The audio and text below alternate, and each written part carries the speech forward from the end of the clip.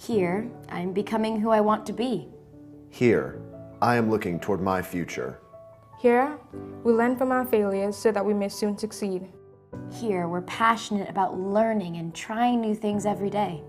Here, we search for new perspectives and cultures so we can better understand the world. Because at Darlington, we know we're in the most trusted hands.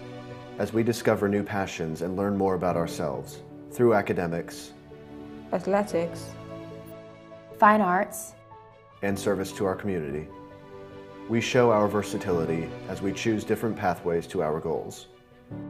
this is our home. we embrace challenges and persevere, even when something seems impossible. We collaborate and create to take our place in the world. We know that together we can make an impact. This is our moment, our time. Graduates today, Darlington forever.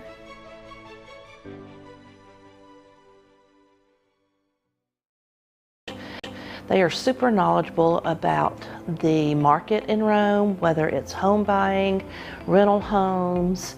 They have their finger on the pulse of what's going on. We both sold a house and bought a house, and the transition from both went really smoothly for us. I feel like they've become almost a part of our family, so we're just really appreciative of Hardy and what they've done for us.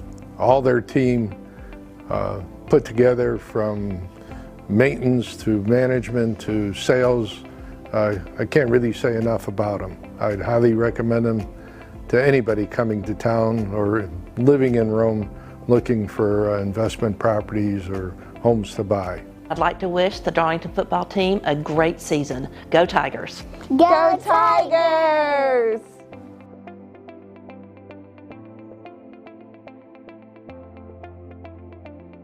At Darlington, we find our confidence in discovering who we are.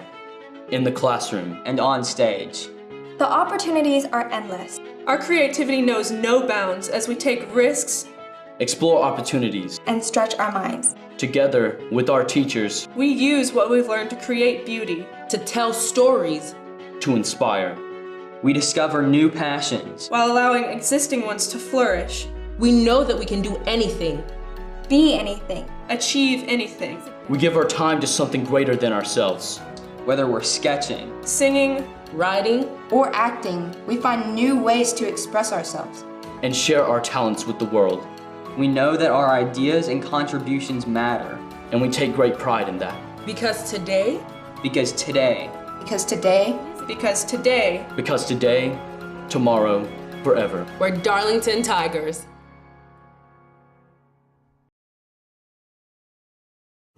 My name is Ryan Somerville. I am the sales manager for Business Water Solutions. We do water purification coolers as well as ice machines for any size business. We're on campus right now at Darlington School. Super happy to be here. They're one of our biggest customers. I myself played sports here. Our two founders played sports here. It was absolutely our pleasure to be a sponsor for Darlington Athletics. I think one thing that really sets us apart is our water purification. There's 13 stages. The reverse osmosis part of it has been a huge part of our success, along with our 24-hour guarantee for service calls. So when a customer does call us, we're guaranteed within 24 hours. We were able to provide a touchless water system to make it more COVID-friendly in terms of germs and touching the water system. One thing I always say is we're not selling a product, we're selling our service. That's what we really push for every single day, is to have a customer service experience like they've never had before. At Darlington, we're proud to wear purple and white. Because Tigers strive for greatness. In the classroom and on the field. We know that we can do anything, be anything, achieve anything. We're part of a program that is 100% dedicated to nourishing our minds and our bodies. As teammates, we push each other further than we ever thought we could go. Because every single one of us has something to contribute. We practice hard so that when we compete, we can leave it all out on the field. With each win, we build confidence. With each loss is a lesson. Our coaches teach us more than technique. They prepare us to be good teammates, friends, and people. We face adversity together and push through to reach our goals. We may struggle, but we will never give up. Because today, because today, tomorrow, forever. We're Darlington Tigers.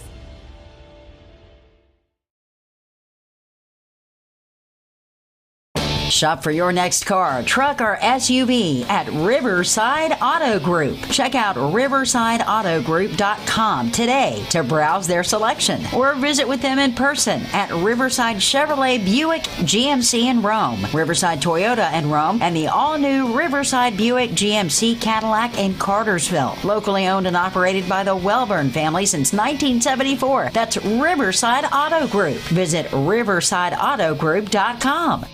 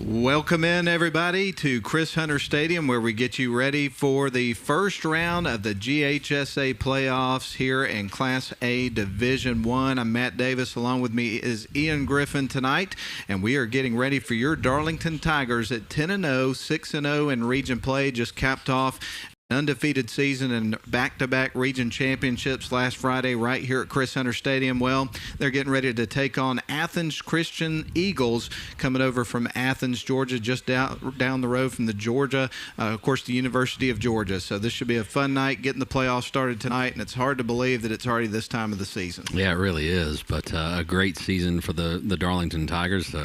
Undefeated in region play, 10-0 overall, and now the third season begins, and you know that they are all stoked to get this thing going. No doubt about it. I had the opportunity yesterday, Ian, to come down to the school, the Huffman Center, and chat with Coach Atha for a bit. And one of the things that he pointed out in our interview that you'll hear in just a little bit, that he's pointed out every week, is just how enthusiastic this team, how focused they are right now, and how hungry. That was a word that came up many times in our conversations the last couple of weeks, how hungry this team is to have some success in the playoffs.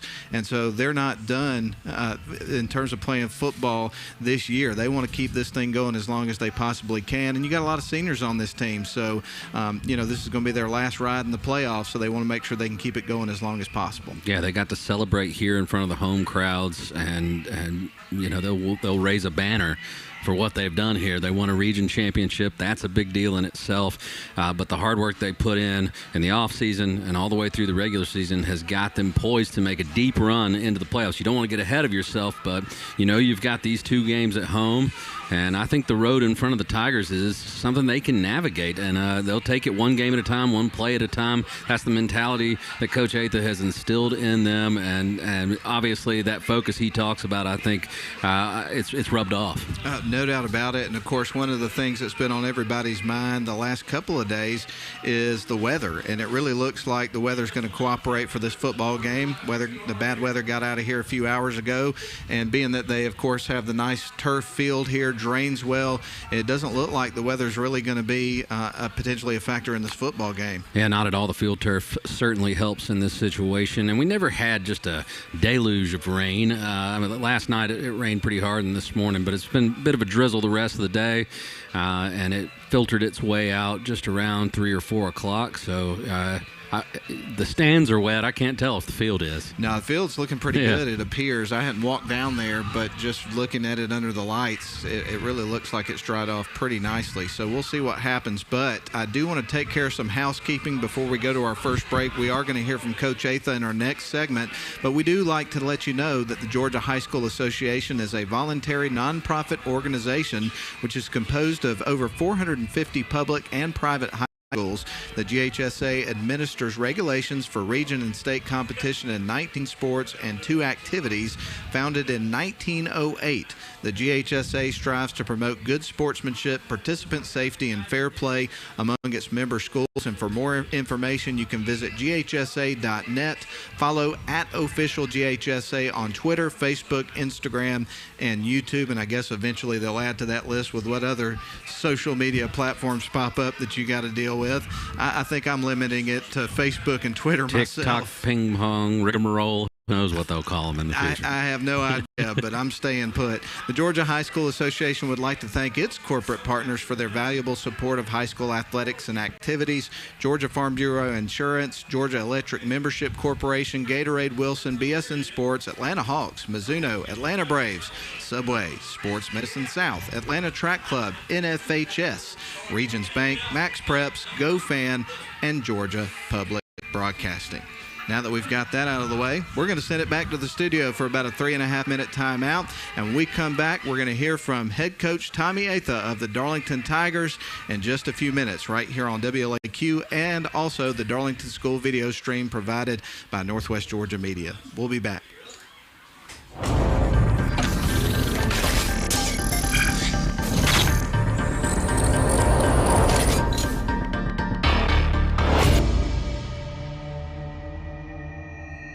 They are super knowledgeable about the market in Rome, whether it's home buying, rental homes. They have their finger on the pulse of what's going on. We both sold a house and bought a house, and the transition from both went really smoothly for us. I feel like they've become almost a part of our family, so we're just really appreciative of Hardy and what they've done for us.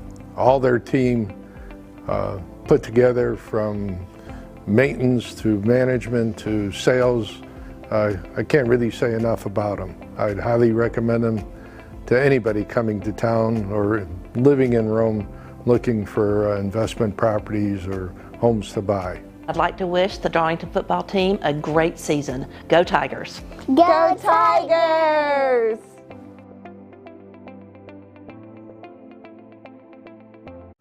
My name is Ryan Somerville. I am the sales manager for Business Water Solutions. We do water purification coolers as well as ice machines for any size business. We're on campus right now at Darlington School. Super happy to be here. They're one of our biggest customers. I myself played sports here. Our 2 founders played sports here. It was absolutely our pleasure to be a sponsor for Darlington Athletics. I think one thing that really sets us apart is our water purification. There's 13 stages. The reverse osmosis part of it has been a huge part of our success, along with our 24-hour guarantee for service calls. So when a customer does call us, we're then guaranteed within 24 hours. We were able to provide a touchless water system to make it more COVID-friendly in terms of germs and touching the water system. One thing I always say is we're not selling a product, we're selling our service. That's what we really push for every single day, is to have a customer service experience like they've never had before.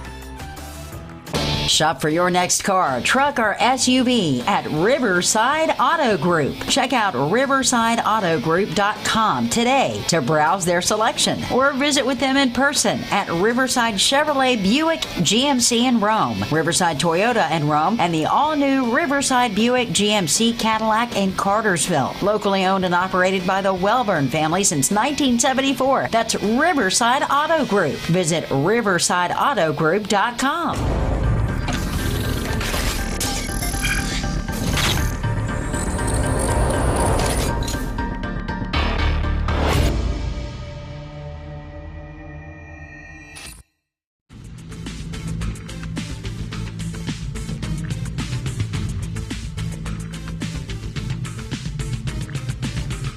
All right, folks, we're back on the pregame show, and we've got the head coach with us, Tommy Atha. And, Coach, I want to start our conversation by talking about last week. Of course, a big win over Tryon. 44-13 was the final score, capping off an undefeated regular season. Region champs back-to-back. That had to feel good. Well, I'm just so proud for our kids. They've worked tremendously hard. They've bought into what we do. We played some tough non-region competition, and like we've talked about all year, you got to show up every week in the region, and to cap it off, beating a very good trying football team was certainly rewarding. Well, Coach, I got to ask you about the opening sequence of the game, because you guys won the toss, deferred to the second half, recovered the opening kickoff on the first play from scrimmage, basically a double reverse flea flicker for a touchdown 12 seconds into the game. How did that come about? Well, I got to be honest with you. Ryland did a great job of placing that kick. He put it just in the right spot. And, I don't know if you remember, but earlier in the year, it may have been up at Dade County, the same thing happened. And, DeMarion gets down there so fast. He caught it on the bounce. It was either Chattooga or Dade, I can't remember. And they said he stepped on the out of bounds line, which we didn't think so at the time. But anytime that thing hits the ground, DeMarion's got a chance to get on it. And he made a tremendous play and put us in great position. And, what a call by Coach Bell. Brent made an outstanding.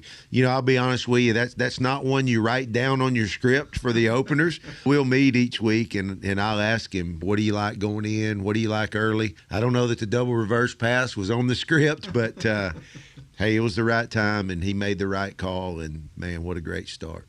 It was awesome. It really was. I don't think I've ever seen something executed quite like that perfectly very many times in my history of calling football games. I thought the execution was outstanding, the timing on it. I thought Braden Bell made when he flipped it back to the quarterback, he made a great block on the linebacker coming through. I thought Eli did an outstanding job of setting it up and coming off and stuttering and looking back and then taking off. So I thought there was a lot of attention to detail on that one. No doubt about it. It was a very exciting way to start the game. Well, one of the things I wanted to ask you about, obviously at the end of the game, as the clock was ticking down, we see Coach Athens standing there. He looks like he doesn't know what's coming, and the next thing you know, it's the Gatorade bath. I would imagine you were grateful that it was a mild night for that. Yeah, I'll be honest with you, I had no idea it was coming. I'm tuned into what's going on out there, and I'm probably getting a little long in the tooth to be taking cold, getting hit with cold water like that. It was initial shock, and then it was like, man, that's awesome. So, yeah, it was a surprise. Well, Coach, I just had to ask you about that because it really did look like you didn't know it was coming. It was kind of funny to watch it all transpire. Well, let's talk a little bit about more main takeaways from the performance last week, because it really was a very good performance, particularly in the second half. You guys just dominated the game. I attribute a lot of it to the holding them to 2 field goals early. They got the ball, went down the field, and, well, actually we stopped them and I think turned the ball over and gave them the short field and then held them to a field goal. And then they got back down there again, and we held them to a field goal. And I thought that just set the tone for us defensively, being able to push a little bit, to push ahead. You're never comfortably ahead with that group because they're so explosive and have been all year. But then when we came back out in the third quarter and scored so quickly on the opening drive, we just felt like, okay, this thing may go in our favor the rest of the night. So. Well, I should say it did, and what an exciting night here at Chris Hunter Stadium. Now we turn our attention to the playoffs. You guys got the number 1 seed, so if you remain in the playoffs, guaranteed to be here the next couple of weeks, and then we'll see what happens with the coin toss that you described a couple of weeks ago. But let's talk a little bit about Athens Christian coming to town. They've been to the playoffs the last few years, so what can you tell us about this Eagles football team? Athletes all over the field. Offensive side of the ball, their quarterback is long and athletic, throws the ball well. Their running back, he's probably 6'2", 200-plus pound kid that can really run. They've got receivers out there in space that can do really good things. Defensively, a lot of the same guys. They're similar to us. They're going to play guys both ways. Those guys are on the second and third levels, and they do some different things defensively. And for us, defensively, we can't give up the big play. And then for us offensively, we got to be disciplined. We need to control the line of scrimmage. We need to own it up front and be disciplined in our hat placement and steps and fits and make sure we don't turn the ball over and continue to do the things that we've been successful with this year. I remember last week when we were having a conversation for the pregame, you had talked about during the bye week leading up to the region championship game, the enthusiasm level that you felt really good about and the focus from this team, the fact that these guys have the chemistry they have and how much they love to play football. So as far as the week's been concerned leading up to the playoffs, I bet you've seen a lot of that again this week as well. Yeah, these kids are excited. They're hungry. Like I said earlier, they believe in what we're doing. They believe in each other. They have high expectations. We certainly go into a game like this making sure we don't take anything for granted, because you get to this time of year, everybody's good. And I think our kids understand that. Hopefully it reflects on the field tonight. We're eager and excited to get the postseason started at home. And you mentioned being at home. Of course, last week we talked about it in the pregame about the atmosphere and how it's been electric, and it certainly was last week. And I would imagine the Darlington fans, there's going to be a lot of purple for this game, and they're going to be excited. It's just great to know that if you remain in the playoffs, you'll be at home at least the first 2 weeks. There's been a ton of enthusiasm all year. The fans have been great. The students have been great. Big pep rally today. One of the things that, we sell playoff sweatshirts, and we were holding the design. We were hoping to be able to put back-to-back region champs on there. Just so many playoff shirts ordered, which is a good sign that it's a big deal. And so I think there's a ton of enthusiasm as we head into the postseason. And, Coach, you talk all the time about the work that goes into preparation for the season, from spring and summer and everything that leads up to the moments that you had last week and the opportunity that you have this week and moving forward.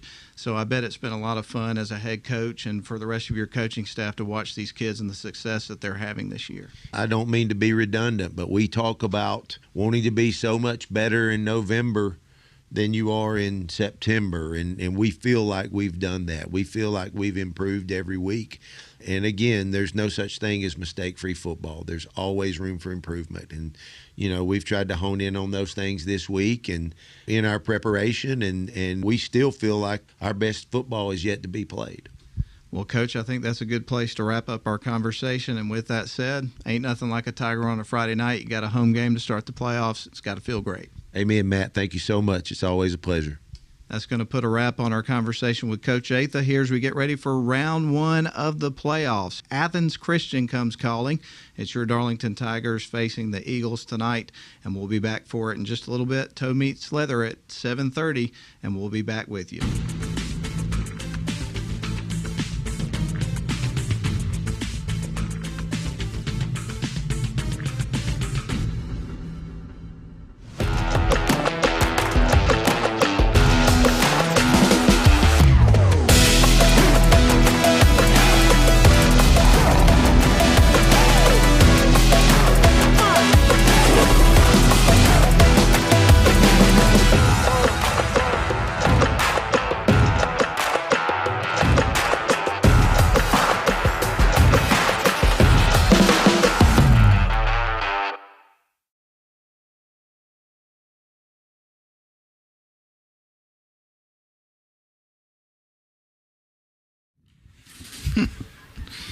It's a classic, huh?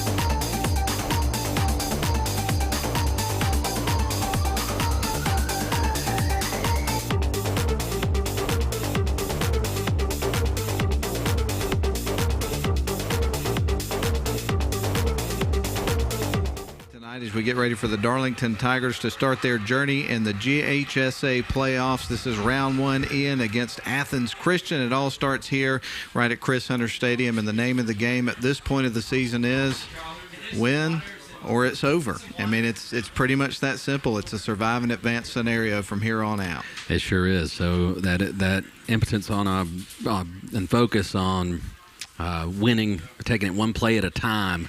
That's what you got to focus on here. It's all about survive and advance. You're right, man. It is. I mean, when you think of it this way, every classification has a bracket right now, and at the end of that bracket, there's going to be one of those teams that finishes off the season with a win.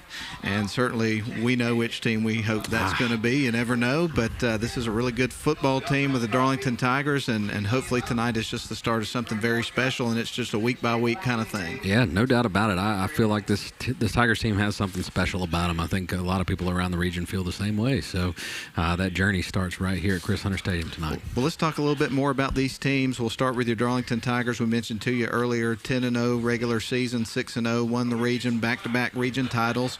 Did that with a great offense, a lot of different weapons there on offense to choose from, averaging 39.20 points a game, giving up just 15.4. Their average margin of victory over the course of those 10 games, 23.8. So almost winning those games by, of course, 24 points, pretty close to it. As far as Athens Christian is concerned, they come into this matchup with a 4-6 record. They were 0-3 in region play, and so you may ask yourself, well, if you didn't win a region game, how did you end up in the playoffs? Well, the answer for that is Region 8 only has 4 schools that play football, so before the season even began, this team would be in the playoffs. It was just a matter of positioning, and as things would shake out, they ended up losing their 3 region games and grabbed the 4 seed. That's why they're on the road here playing a number 1 seed in the Darlington Tigers. Yeah, I mean, they played, like you said, it's a brutal region that they play in. Scoring 28.3 points a game, giving up 36.8. So obviously they've got some athletes. You heard Coach Atha praise their athletes, their quarterback play. They can score, but they're having trouble stopping people. And on their opponent tonight is pretty good on defense. No doubt about it. And as far as the last game for the Darlington Tigers, we've documented that, I think, pretty well talking to Coach Atha. But it was a 44-13 victory for the Darlington Tigers.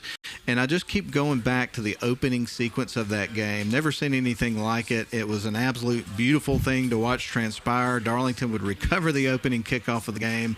And on the first play from scrimmage, it was a double reverse flea flicker trick play. 12 seconds into the game, the Tigers were already in the end zone. What a way to set the tone to start a football game. I don't think it gets more electrifying than that, to recover the onside the way they did, and then to go straight to the bag of tricks, which we know that Coach Bell's not afraid to do that. But on the first play from scrimmage, it certainly caught the defense off guard, and like Coach Atha said, the execution was flawless. And they nailed it. This place went nuts.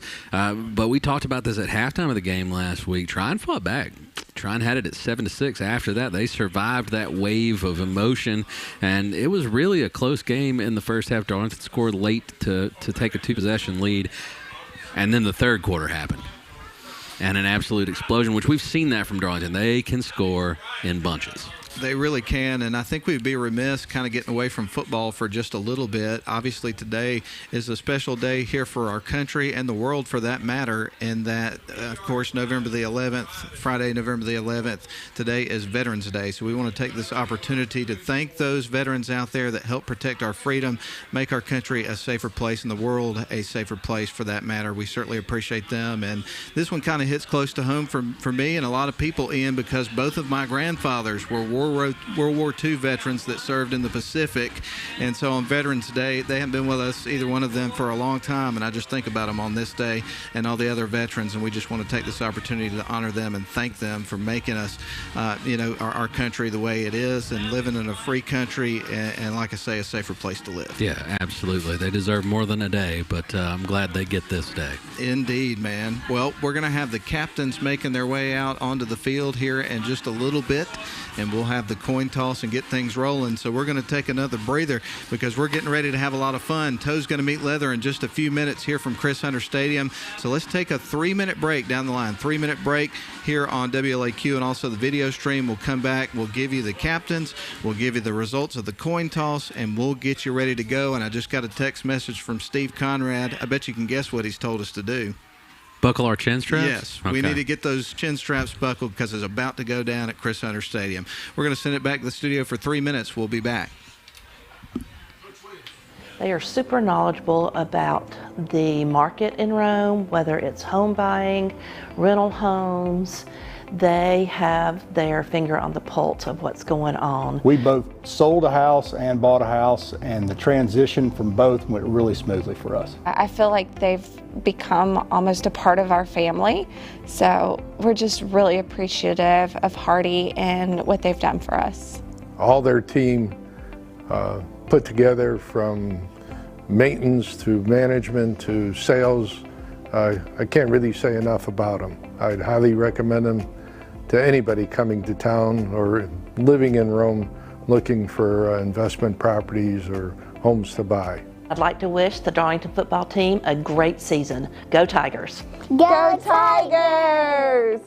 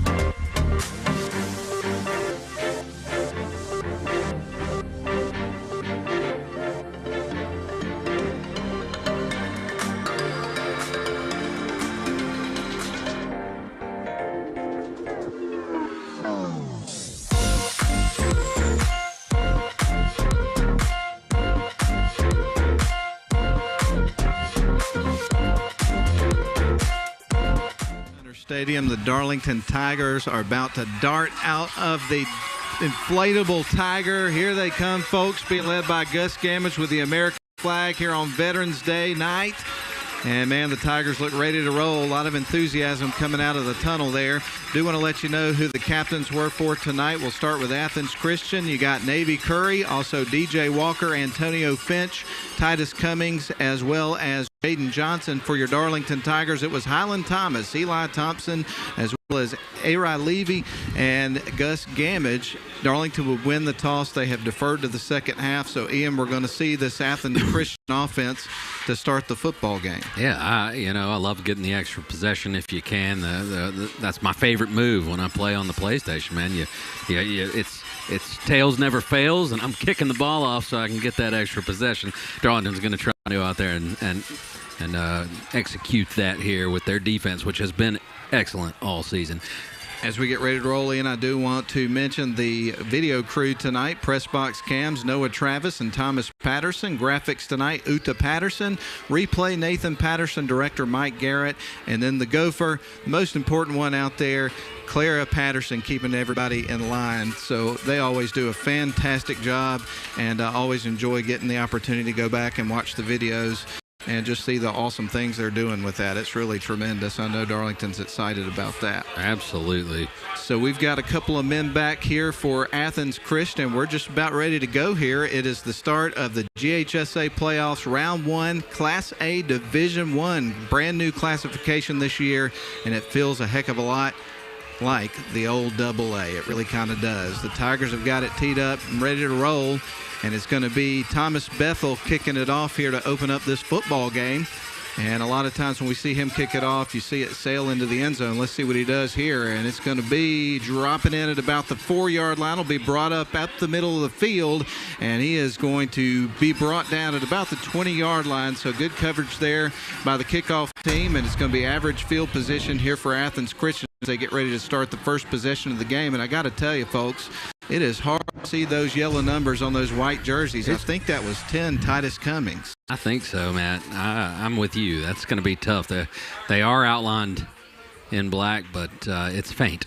It really is. And to further describe that, the Athens Academy Eagles come in with their white uniforms. They have yellow numbers, as we just described, and letters, and they also have their yellow helmets on. And again, those numbers are hard to read, so we may need a little bit of help on that somehow. I don't know if my 43, about to be 44-year-old eyes can handle it. There's a run up the middle. I do know that much. That's going to be a pickup of maybe a yard there on first down. We'll try to catch the ball carrier's number when he gets up. I believe that was number 7, Ian Antonio Finch, who has over 1,000 yards coming into the game. So no surprise there that he got the ball to open up the game. And the Darlington defense was up to the task of stopping him.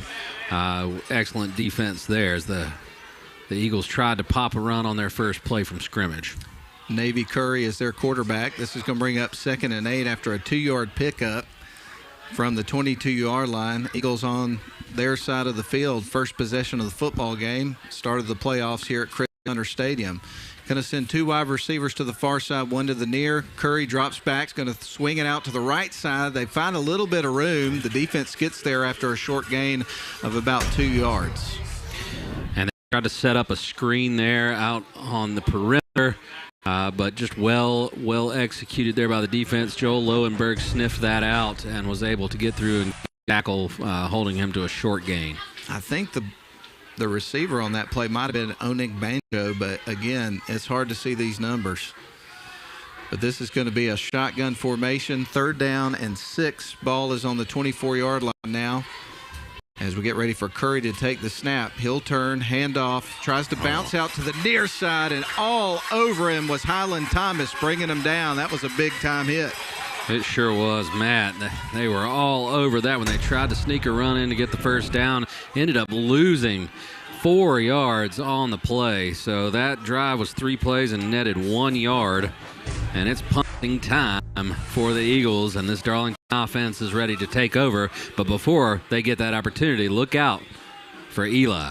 Eli's back to receive the punt, standing at the 50. Here comes the kick. It goes kind of fun off the side of his foot and rolls in a line down the middle of the field, picked up by Eli. He breaks a couple of tackles, still moving those legs.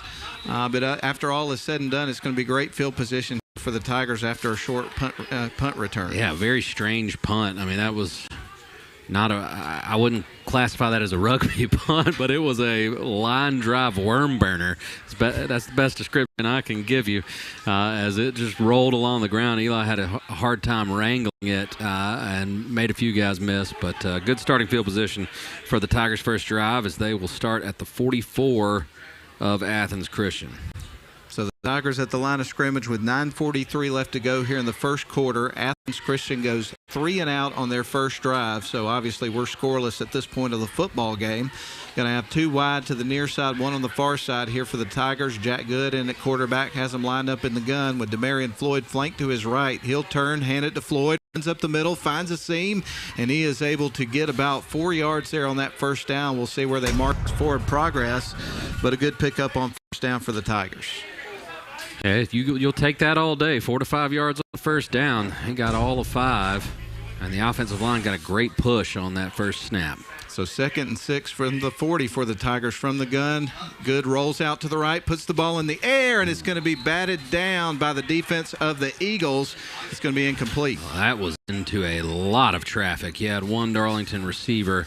I think it was Braden Bell that was the intended receiver on that play, but you had 3 Eagles surrounding him. So lucky that one just fell harmlessly to the turf, and we'll have a 3rd down and 6 coming up. Little change of personnel here for the Tigers as they get ready to snap the ball on 3rd and 6. Ball still at the 40-yard line in Eagles territory. Good, ready to take the snap, looks off to the sidelines. Going to have 3 wide receivers to the near side, 1 on the far, with Floyd in the backfield here with Good. He goes back to the line of scrimmage, gives some information to the line, and we're ready to go. 3rd and 6. Snap. There's the handoff. Goes to Demarion Floyd. Tries to bounce to the near side. He's brought down. Yeah, it'll just depend on the spot. We'll see where the spot is. Certainly 4 down territory if this is marked short. And it looks like it is going to be a first down for the Darlington Tigers. A Parker and Lundy first down. So Floyd got just enough to move the sticks, and Darlington converts their first 3rd down attempt and keeps this drive alive now at the 34-yard line of the Athens Christian Eagles. Going to have 3 wide receivers and 1 on the far side. The one on the far side is Eli Thompson. Demarion Floyd will be in the backfield again here for this play. Back there with Jack Good. 8:35 remains in the first quarter. First possession of the game for the Tigers. And we get a whistle right before the snap. It's a delay of game. Clock expired.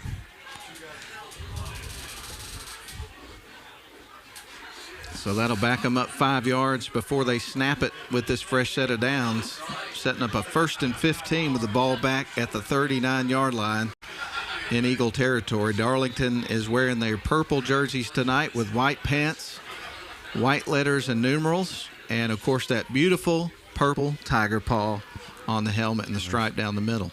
There's some confusion out there. Looks like Good's not sure about the signal. Hustles up to the line here. So 1st and 15 from the 39 in Eagle territory. Tigers with the ball. There's the snap, little high, pulls it down, puts the ball in the air to Eli Thompson. He's got some space, scampers down to the 20, and they bring him down. A first down and the ball in the red zone for the Tigers. Oh, that was a beautifully executed little slip screen to the wide receiver there. Just a jailbreak out there for Eli Thompson, who had a wall of blockers and almost took that one to the house. 8:02 remains in the first quarter. The Tigers are on the move. They've got it in the red zone, 1st and 10. Glad you're with us tonight, whether you're listening on the radio or watching the live video stream provided by Darlington School. And of course, the crew that puts that on is from Northwest Georgia Media. Uh-oh. Ineligible receiver. So that one's coming back. And they'll be way behind the sticks. It will still be first down. So already 2 penalties on this first drive here. Uncharacteristic of the Tigers. So that brings up 1st and 20 here for the Darlington Tigers. Just under 8 minutes to play here in the first quarter of the game. At the end of the night, we'll have a couple things that happen. The Honeymoon Bakery icing on the cake player of the game, followed by the Rome Orthopedic Center High School football scoreboard show. Here comes 1st and 20 from the 44. Tigers working from left to right against this Eagles defense from Athens Christian. Handoff is going to go to Demarion Floyd. He's got a seam, and he's going to get all the way down to about the 30-yard line. So that's going to bring up 2nd down and about 7 after a pickup of about, 12, 13 yards? Yeah, nice carry there, his 3rd of the drive. So 2nd down and 6 here for the Tigers. And now they've got the ball back down at the 30-yard line of the Athens Christian Eagles. Demarion remains in the backfield, 3 wide set, 2 on the near side, 1 on the far side, turn and handoff to Demarion Floyd, cuts back to the near side, and now streaking down the sidelines is brought out of bounds right at around the 19. So it was real close to a first down, and it is a Parker and Lane first down. Absolutely, and Demarion Floyd off to a hot start. 4 carries already in this game, and he has picked up every yard on this drive. Had a really big game last week and the week before. As a matter of fact, he was our Honeymoon Bakery icing on the cake player of the game 2 weeks in a row. He's getting a breather now. Bowden Owens in the backfield with Jack Good. Trips to the far side, one receiver to the near side. They're going to Owens on this play, and he bulldozes his way through and carries about 3 guys. And at the end of the play, probably is going to net about maybe 2 yards. We'll see where they spot the football. A hard run. Hard-nosed running there from Bowden Owens. That's what you expect from that young man. He has had some outstanding games this season. Very well-rounded player. Going to have 2 wide on the far side this time, 1 on the near. This brings up 2nd down and 7 with the ball in the 17. Good getting ready to take the snap as a man motions from left to right. That's McKay Rush. Now he'll head back towards the left side, and we're going to have a whistle and a timeout. Tommy Atha does not like the organization of his team right now. He's got to bring them back in, wrangle it in. We're going to take the timeout with them. 6:15 left to go first quarter. 2nd and 7 for the Tigers in the red zone. We come back in 30 seconds.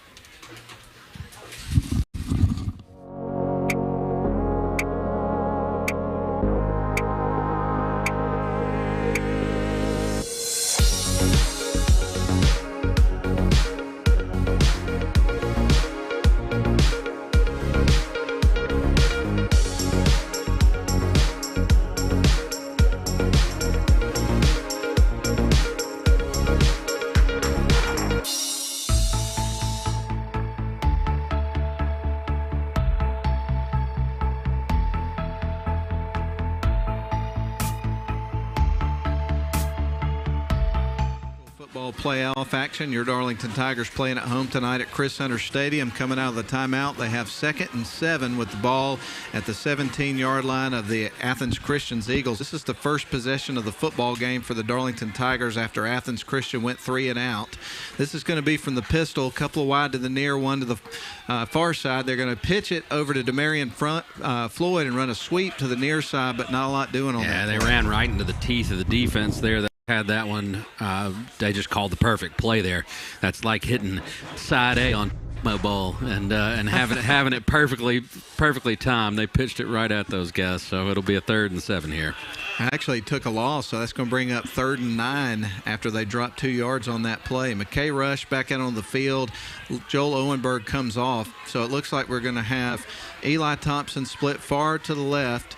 Then you've got in the slot Thomas Bethel on that far side, McKay Rush, and Braden Bell here on the near side. Man goes in motion. That's Demarion Floyd. They turn right past to Braden Bell. He's got a good block, and he gets down close to the 10-yard line. It's a good play design. Yeah, that puts them in a decision time position here. As it looks like they're going to say that's short of the marker, but it's really close, and you know Darlington likes their chances here when it comes to being able to pick up a yard and get this first down.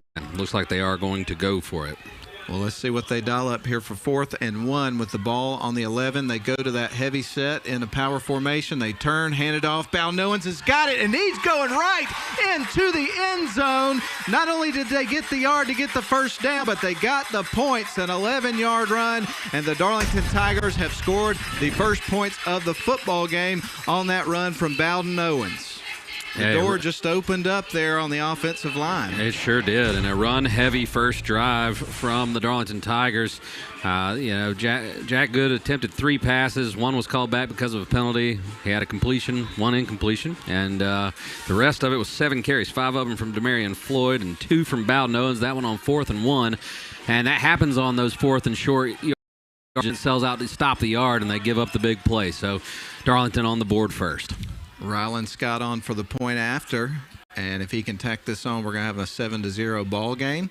Here comes the snap. The hole looks good from Konchesky. Ball on the way, and it is good. 7-0, 5:35 left first quarter. Darlington on top. There ain't no party like a playoff party.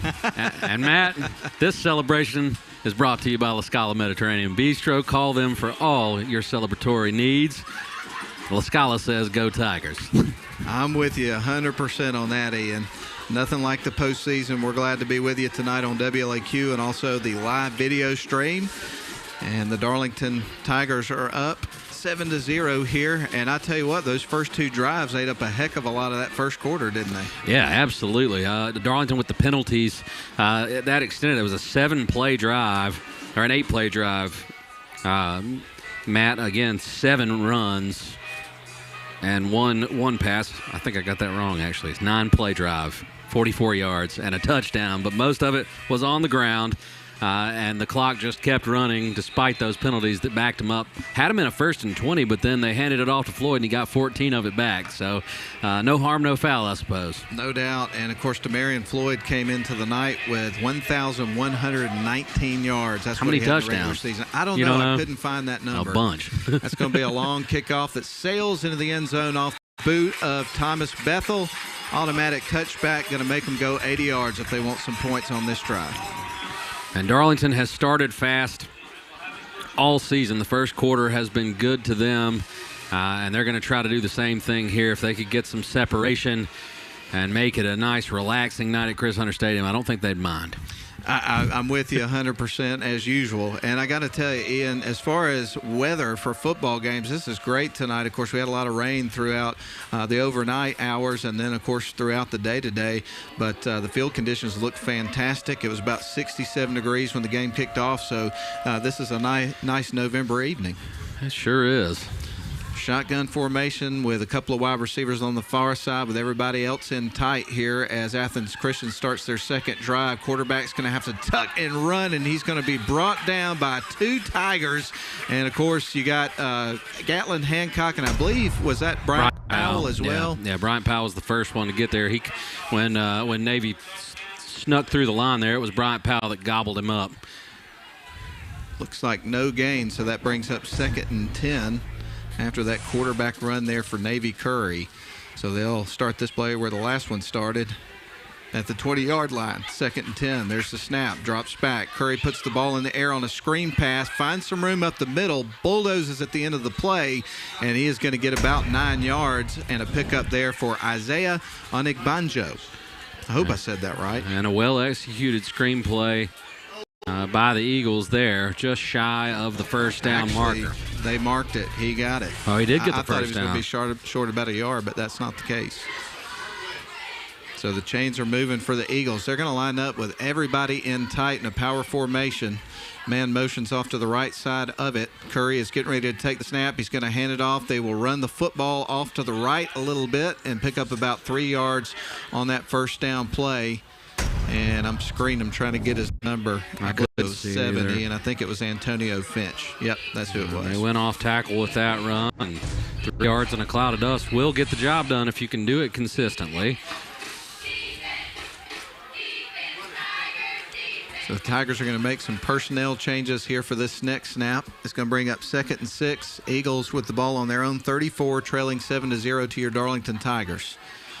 Curry takes the snap from the gun, hands it off. They're going to run it towards the near side, trying to get up the middle, still trying to push the pile, and they finally bring him down, but he's able to pick up about 2-3 yards. Another hard run for Finch. They put themselves in 3rd and manageable here. He actually got a little more than I thought he did, Ian. It'll be 3rd down and 3.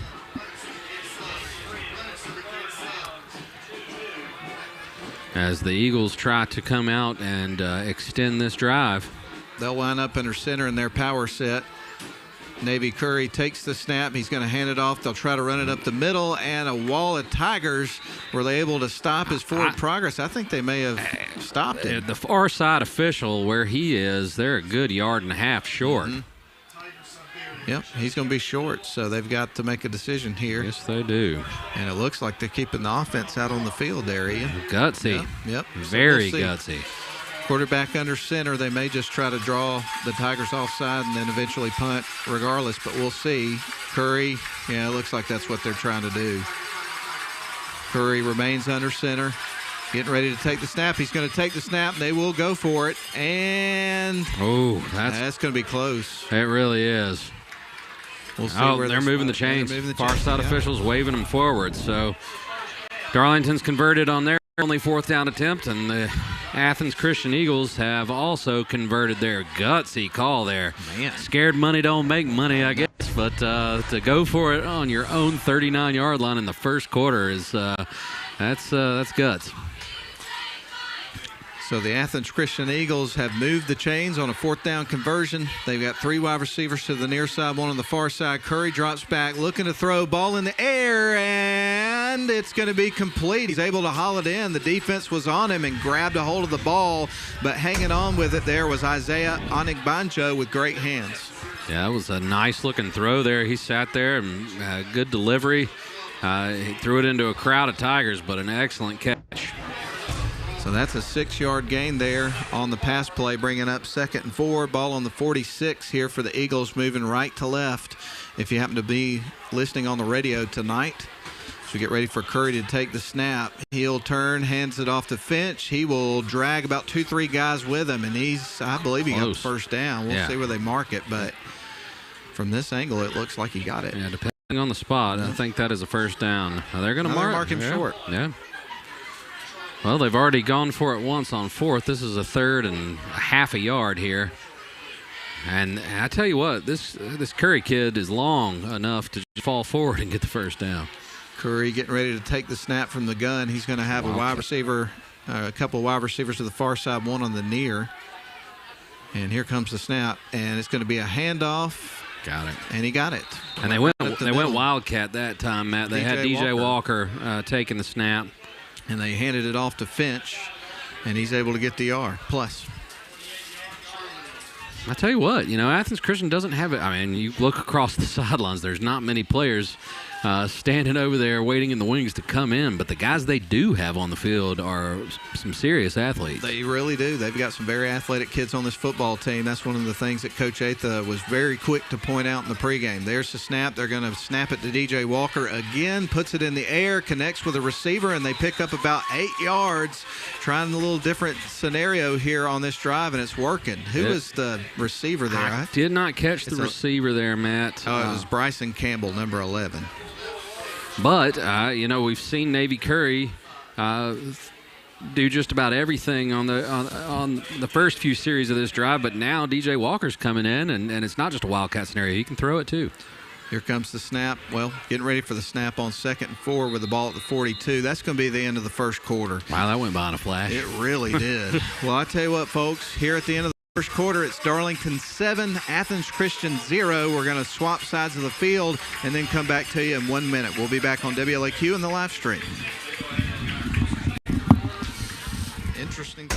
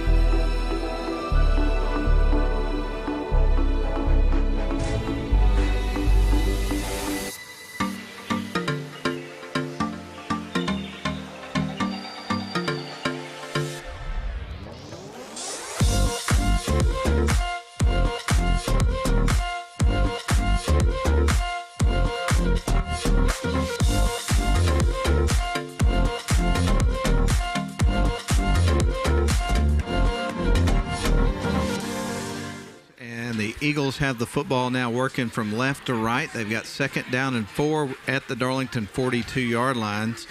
And I'll tell you a little bit of history about their head coach in just a little bit. I was looking up some information on him earlier and discovered some interesting things. There's a pass in the air. It's going to be incomplete, out of reach of the wide receiver, who is Jalen Jackson. I tried to go back shoulder there, and that one was just not on the mark. Didn't look like the receiver and the quarterback were on the same page there. Tony Pierce is the football coach here for Athens Christian. This is his first year at the helm, but he was in the college ranks for a number of years at the University of Pittsburgh, West Virginia, Wake Forest, and at one point he was a running backs coach under Mark Richt at the University of Georgia. There's the snap. Yes. And Walker's going to try to throw a pass up the middle. That's incomplete.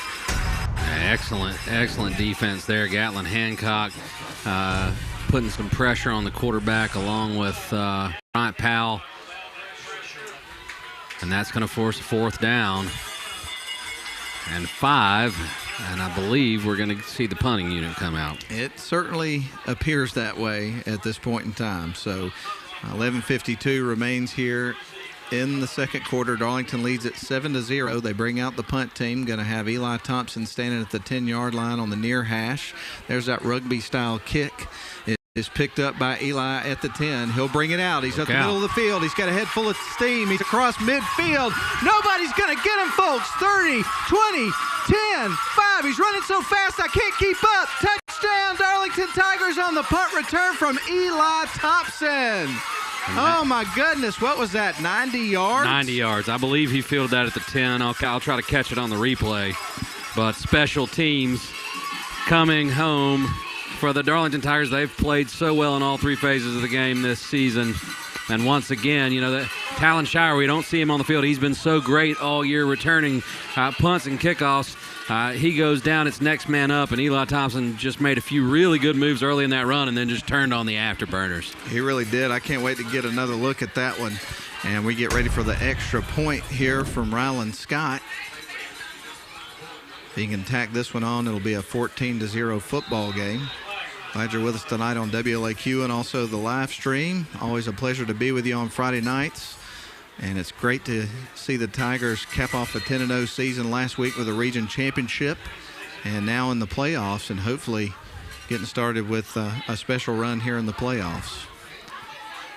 Ryland Scott on for the extra point, but not before some laundry hits the turf. So we got a flag on the field. See what that's all about. So a punt return for a touchdown from Eli Thompson. What in the world is going on here? I don't know. Substitution infraction on the defense, but I don't know why that's...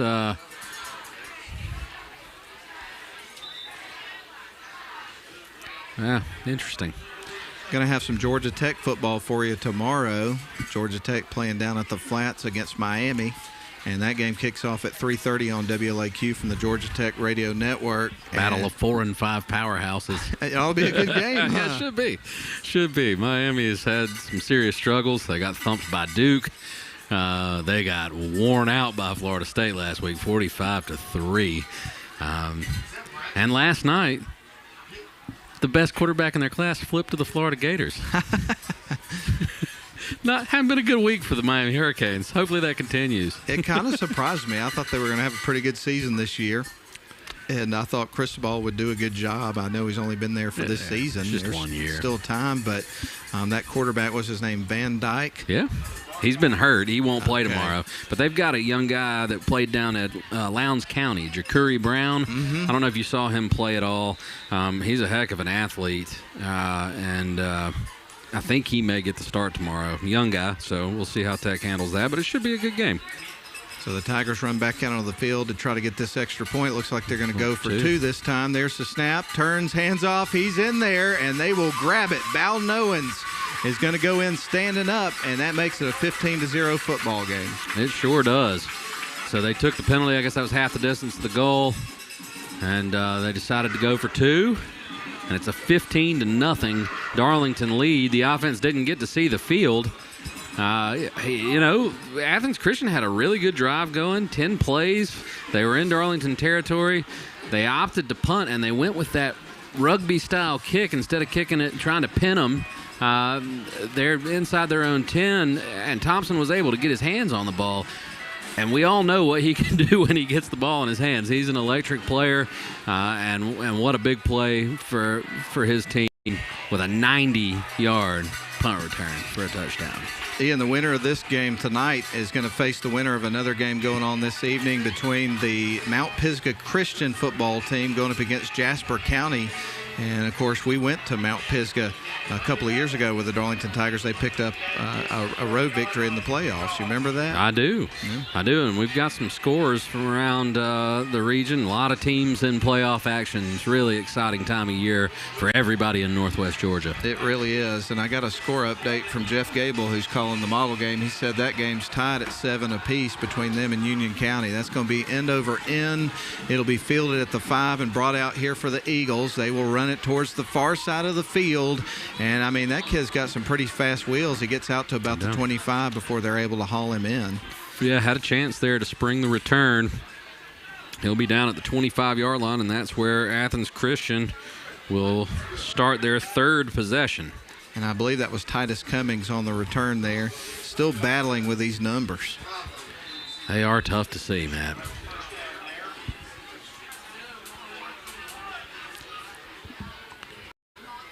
If there isn't already, there ought to be a rule that people in the press box should be able to see the numbers clearly. Look, you can see them better on the video. On the screen, you really can. In the lights, it's kind of hard to pick them up. It really is. I'll try to do my best to catch them over here on the video, but it's hard not to watch the actual field in front of me. It is, man. You're at the game, you just want to do that. Yeah. But that's going to be a handoff. They cut back to the near side, trying to get to the edge, and brought down is going to be DJ Walker. No, that was actually Finch on that carry. Yes, it was an excellent defense there by the Tigers, dropping him for a 5-yard loss. He tried to bounce it to the outside, and not happening. I think that was McKay Rush, and that came in to make the tackle. Well, that brings up 2nd and 15 now from the 20-yard line as they get ready to take the snap from the gun. Dropping back is their quarterback, Navy Curry. He's going to pass it, a screen pass. They go up the middle with it and pick up a few of those yards from the penalty. I'll tell you what, a little receiver like that coming off the jailbreak screen, and he made one cut and ran right into Truett Hayworth. That's not the massive humanity that I would want to run into at full speed. He took him down. It could have been a lot uglier, actually, but kind of like when you're watching the road runner and he runs into a wall. Yeah. 10:36 left to go here in the first half. Darlington up 15-0. And the Eagles with the football now with a 2nd and 15 coming up here with the ball at the 20-yard line. And we've got a little discussion between officials there. It should be third. Yeah, right? That's what I was thinking as well. Yep. They'll get that sorted out. Was there a penalty? Nah, I'm not sure. Yeah. Looks like they're marching them back. A little chippiness, perhaps. They're waving it off. So that should be 3rd down, correct? Yes. Let's get this ironed out, fellas. They've run 2 plays. Still shows 2nd down. Now it shows 3rd down. Okay. All right. All is right with the world. Curry lines them up in the gun. They're going to have 2 wide to the near side, 1 on the far side. Athens Christian with the football trailing by 15 points, 15-0. Darlington Tigers on top here in the 2nd quarter. There's the snap, kind of bobbles it a little bit, turns, fires to the near side. He is going to try to find a little bit of room, and he's greeted by 2 Tigers instantly and brought down after a short gain. Joel Owenberg and Eli Thompson got there quick. McKay Rush was the first one to get there. It broke that down, and then they sandwiched him right there at the 24-yard line. So that drive with penalties and losses netted -1 yards. 3 plays, and they're kicking it away. And guess who's back to return? The ever-dangerous Eli Thompson.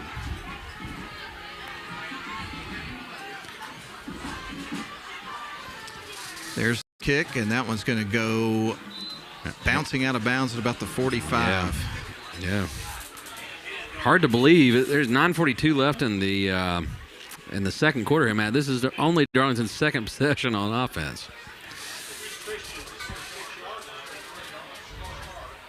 And this time, the Tigers are going to get the ball at the 46-yard line on the Eagles side of the field. So Darlington has definitely been getting good field position in this football game tonight.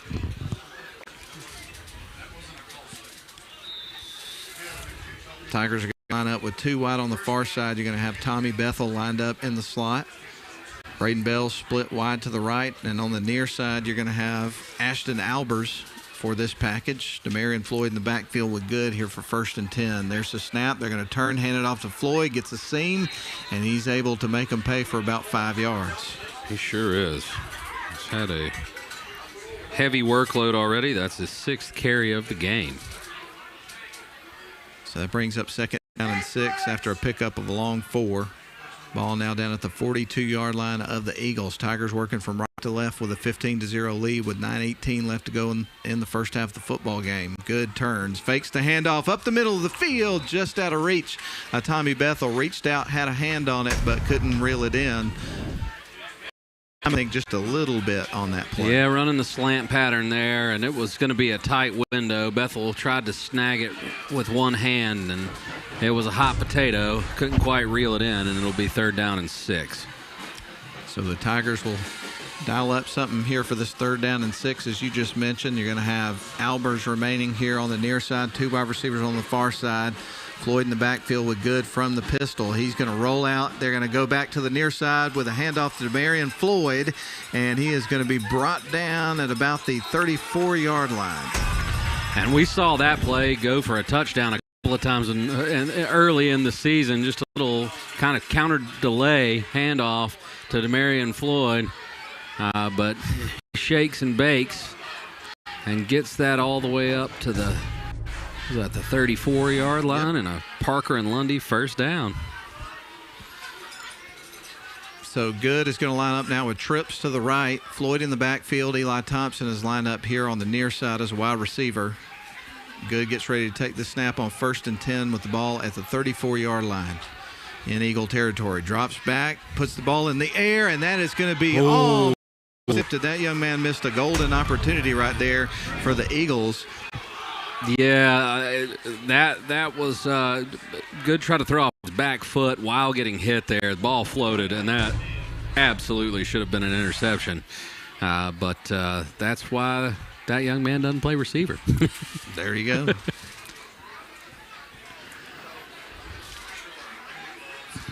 Just trying to catch his number, but I didn't see it. I didn't see it. I'm still number watching 11. Number 11. Oh wait, he does play receiver. I was about to say, I think he actually does. This is single A football. They'll line up in the pistol. Tigers do. 2nd down and 10. They'll turn, hand it off to Demarion Floyd, and he bulldozes through and gets down to about the 27-yard line. Yeah, 8 yards on the carry for D-Man Floyd as they just continue to feed this guy the rock. So that sets up 3rd and short here for the Darlington Tigers. And they'll run back to the line of scrimmage and quick in that power formation. Under center is Good. Turns, hands it off to Balnowens, finds a little bit of room to run, gets knocked over at the end of the play, but he got enough to get the 1st down. Parker and Lundy 1st down for the Darlington Tigers, and the chains keep moving. Chains keep moving, and the clock keeps rolling. 7:48 left to go in the first half. Darlington up 15-0 if you've just tuned in with us tonight on WLAQ. And whether you're listening on the radio or on the live stream, we're super glad to have you tonight for the broadcast. Always a pleasure bringing you Darlington football, and also, especially once you get to this point of the season and they're in the playoffs, which is pretty much the case every year. Going to have 2 wide receivers on each side of the formation here on 1st and 10. Seemed like a little bit of confusion before they went back to the line of scrimmage there. Here comes the snap to Good. Turns, gives the ball to Demarion Floyd, and a hard run from him. He's going to be brought down. Forward progress stops about the 20, I believe. So that'd be a pickup of about 3 or 4 yards. And Floyd is just racking up the carries here early. He is a big play threat every time he touches it, but right now he's having to earn every yard he gets. This brings up 2nd and 5 from the 18. Snap, hands off to Demarion Floyd, and he breaks through and gets it inside the 10. So that's a pickup of about 9 yards there on that 1st down, or on that play, and that is another Parker and Lundy 1st down. 10 carries already for Floyd, as the Tigers are sticking to the ground game here. And they're going to hurry up here for this play. This is going to be 1st and goal from the 9. There's the snap. Demarion Floyd is going to run into the end zone untouched. 9-yard scamper to pay dirt, and the Tigers strike again here in the first half. What a great game that young man is having tonight. My goodness. He has produced for them all season, having to do it in a little bit of a different way. We're used to seeing Floyd, go for 48 yards, 80 yards. He's a big play machine, but 11 carries, 80 yards so far tonight, and he capped that one off with a touchdown. So here comes the point after attempt for the Tigers that would make it kind of an unusual score. If they get this one, it'll be 22-0. Went for 2 after the last touchdown. After a penalty gave them half the distance to the goal. Here comes the kick on the way, and that is right through, and that makes it 22-0 in favor of your Darlington Tigers. And we talked about the Tigers start fast and having great first halves. They've done it again tonight, ladies and gentlemen. Just an excellent start to this game. They've scored on both their offensive possessions. They've scored on a 90-yard punt return.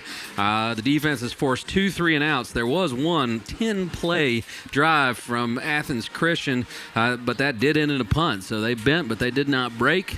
Right now there's a goose egg on the opponent's side of the scoreboard and 22 points under the Tigers' name. Not a bad start to the GHSA state playoffs. And now we're going to watch this young man get up, if you're watching the live video stream, on the homemade table that they hold up so he can do his push-ups.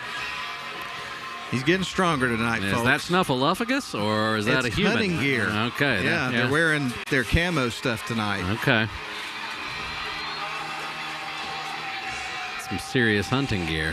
I tell you what, at WLAQ, I've been watching the deer here lately, and we had 3 bucks out there in the field earlier this week. They were out there a lot today, but it's that time of the year. Here comes the kick off the foot of Tommy Bethel, I believe, and that is going to drop in and be brought out. Shrieking down the sidelines they go, and they're going to be stopped at around the 25. We'll see where they mark as forward progress on that about kick the return. 26, it looks like. And that is where Athens Christian will take over for their 4th possession of the game. Desperately needing to get something going if they're going to stay in this ball game. Ball is at the 26, as you just mentioned. Athens Christian runs their offense back out on the field, getting ready for 1st and 10, trailing 22-0 to the Darlington Tigers. If Tigers win today, they will certainly be back here at Chris Hunter Stadium next week no matter what, because the team they're going to play is either going to be a 2 or 3 seed, Darlington the 1 seed. There's the snap, dropping back his quarterback Curry. He puts the ball in the air. Receiver can't hang on to the football, and that's going to be number 5, I believe, Braxton Goolsby. Is that who that is, or is it 6? It's 5 or 6. Well, I don't have a 6. Yeah, I don't have a roster, 6. so let's go with 5. Must be. Mr. Goolsby could not pull that one in. So that brings up a 2nd and 10 after the incomplete pass to start their 3rd drive of the football game. Going to send a couple of wide to the near side. Looks like everybody else is going to be in tight on the formation. Curry in at quarterback here for this Eagles football team. And now he's going to nope. They remain in the gun. There's the snap. He'll turn, hands it off, and the Tigers are there, man. They build a wall. And not a lot doing there. He might have squeaked out of there for a yard, but we'll see. I mean, you've got to keep them honest and attack between the tackles here, but that is the strength of this Darlington defense. And they're good everywhere else. Don't get me wrong, but your yards are going to come on the perimeter and trying to take some shots downfield if you can give your quarterback enough time. But running between the tackles is just going to be tough sledding against this front. Just full of veteran players who play fundamentally sound and are also athletic freaks. Indeed. Good way to put it. 3rd down and 8 from the 28-yard line. Athens Christian with the football, working from left to right. Dropping back, it's going to be Curry, puts it in the air, and that's batted down. What a great effort by Eli Thompson, getting there quick and knocking that one away. Yeah, clean play there. Be easy to go through the receiver, but he did a great job of timing that and positioning his body to swat that away. And it'll be another 3 and out for this Athens Christian offense. Darlington's defense doing a great job getting off the field. 5:25 left in the half. They've got all 3 timeouts. They should have great field position, and they'll be looking for another score. Eli Thompson back. There's trouble on the snap. He has to cover. The punter does. Oh, wow. That's Irvin Fuentes, and that's going to give excellent field position here to this Darlington Tigers team. They're going to have it in the red zone to start the possession. They sure are. That was a disaster. It was. Bad snap there, and Fuentes had no choice but to just cover the ball and try to prevent it from being a scoop and score situation. But Darlington will set up camp for their third offensive possession, trying to see where their 17-yard line. And this is the second straight possession. They've had every possession starting in Athens Christian territory so far.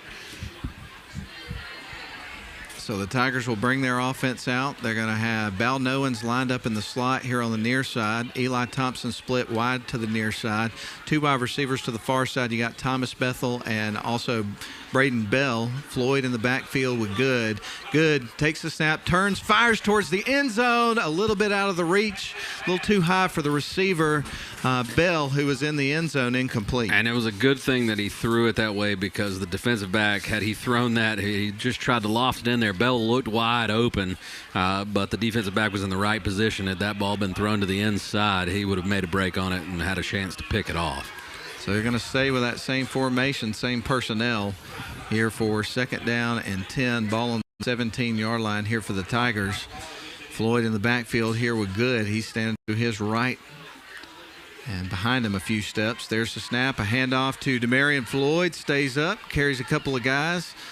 And I think they're going to mark him close to about the 12. So that should be about a 5-yard pickup there for the Tigers and Demarion Floyd. And they continue to feed D-Man, and he continues to yield big gains.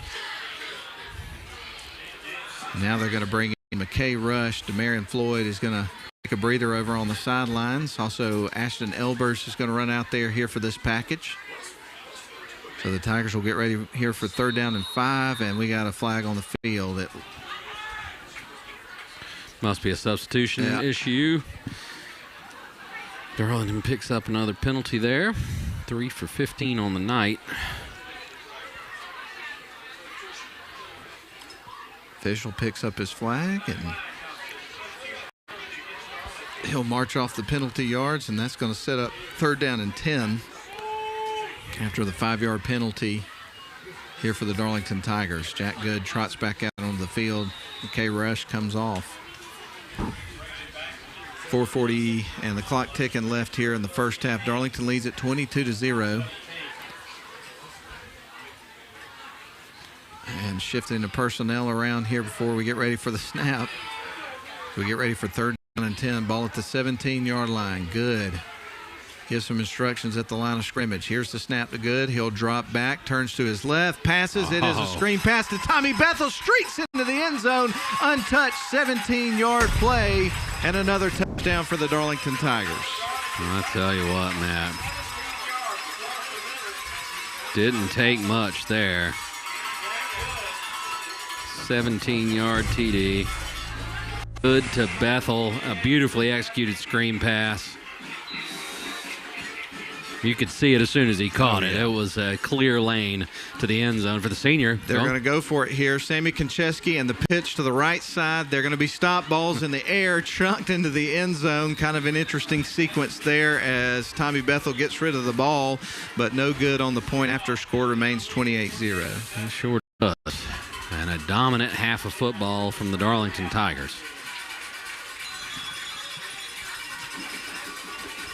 Some scores from around the region. Rome leading 14-0 over Paulding County in the second quarter. Tryon leading Commerce 17-7 up at Sam R. McCain. You've got Model trailing Union County 14-7. You wowed me earlier by letting me know that Model hasn't won a home playoff game since 1979. That's true. This would be a historic night for the Blue Devils.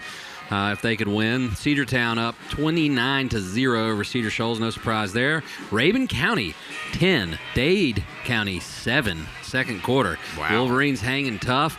Sonoraville trails North Oconee 7-6.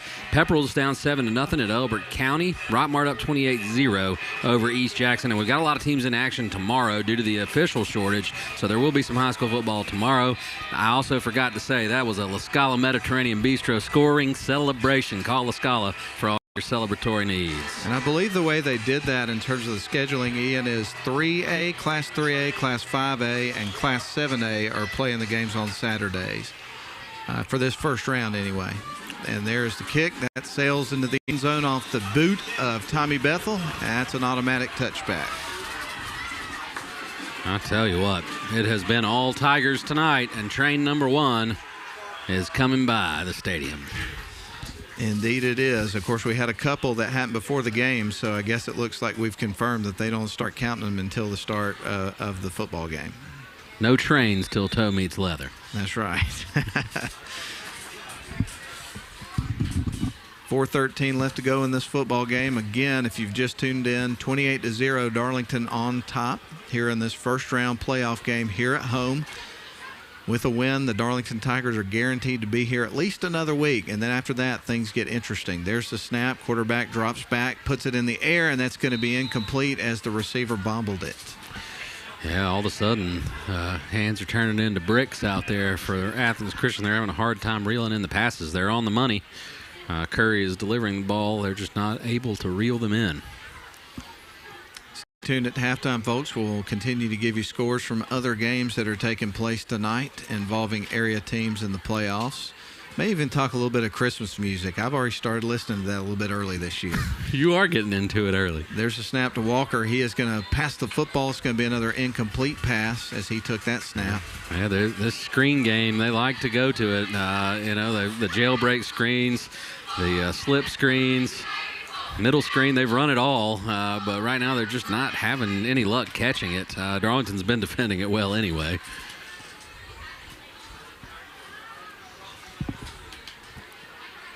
This is going to be 3rd down and 10 after 2 incomplete passes to start this drive here for the Eagles, working from left to right. Here's the snap, and a flag comes in just prior to the snap. Got to think that's probably a false start.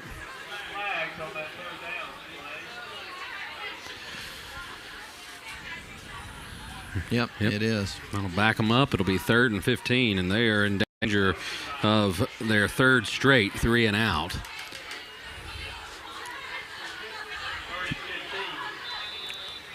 So we get ready for 3rd and 15 here for Athens Christian. The Eagles here in town playing at Chris Hunter Stadium against your Darlington Tigers. Tigers are having a lot of fun here in this first half of play. The first quarter was a little bit of a slow start, but there's a snap, going to swing it out to the near side, and they connect with their wide receiver. He's going to be brought down at around the 20-yard line. About 3 or 4 guys got on him. Yeah, and that was close. He was on the boundary. The official decided to let him play there, but I was worried they were going to pull out a flag there for just a second. Force a 3 and out, though. Onig Benjo was the receiver on the play. That was the right call. Looking back at the replay. So another 3 and out. With the clock ticking, Darlington's got plenty of time and 2 timeouts left to try to put another touchdown on the board before the half. Irvin Fuentes to kick it away, standing at the 48-yard line. On the other side of the field is going to be Eli Thompson. Going to have an encroachment here, which will not keep the drive alive, but it will move the ball forward a little bit for this punt. Stay tuned after the action tonight as we award the Honeymoon Bakery Icing on the Cake Player of the Game. And then after that, it's going to be the Rome Orthopedic Center High School Football Scoreboard Show. Lynn Butler and Austin Butler have done a good job taking that show on, and they're going to have their hands full tonight because there's going to be a lot of different things to talk about. I know they're going to have a lot of phone calls, a lot of activity going on with that show. So I'm really looking forward to tuning into those guys on the drive home from this football game. Absolutely, and things are looking good for the local teams when you look at the scores, and we'll update you on some of those at halftime. 4 wide set. Here's the pass. It's going to be batted down, bobbled around, and intercepted. Wow. Darlington Tigers, Gatlin Hancock comes down with the football, I believe. He sure did, Matt. No doubt about it. And who popped it in there? Who all had a hand Logan on that? Floyd and Gatlin Hancock, and there was another Tiger over there. I don't know who got the initial tip. We're going to see that one again on the replay. Here it comes. Here it is.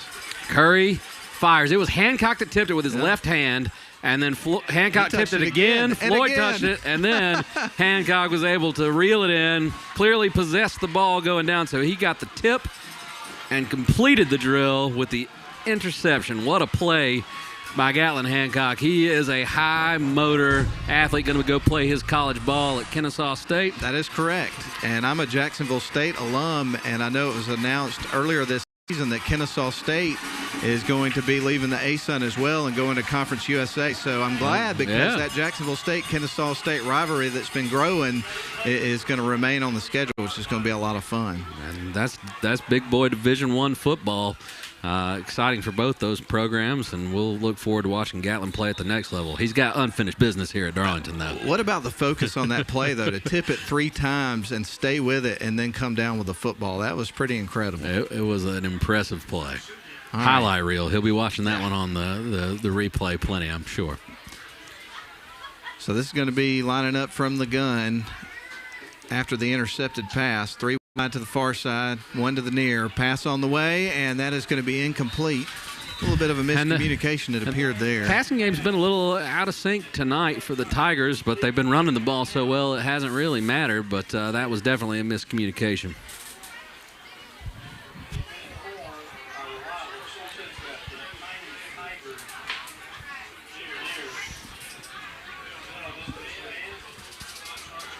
Every Darlington Tigers possession has been in Athens Christian territory.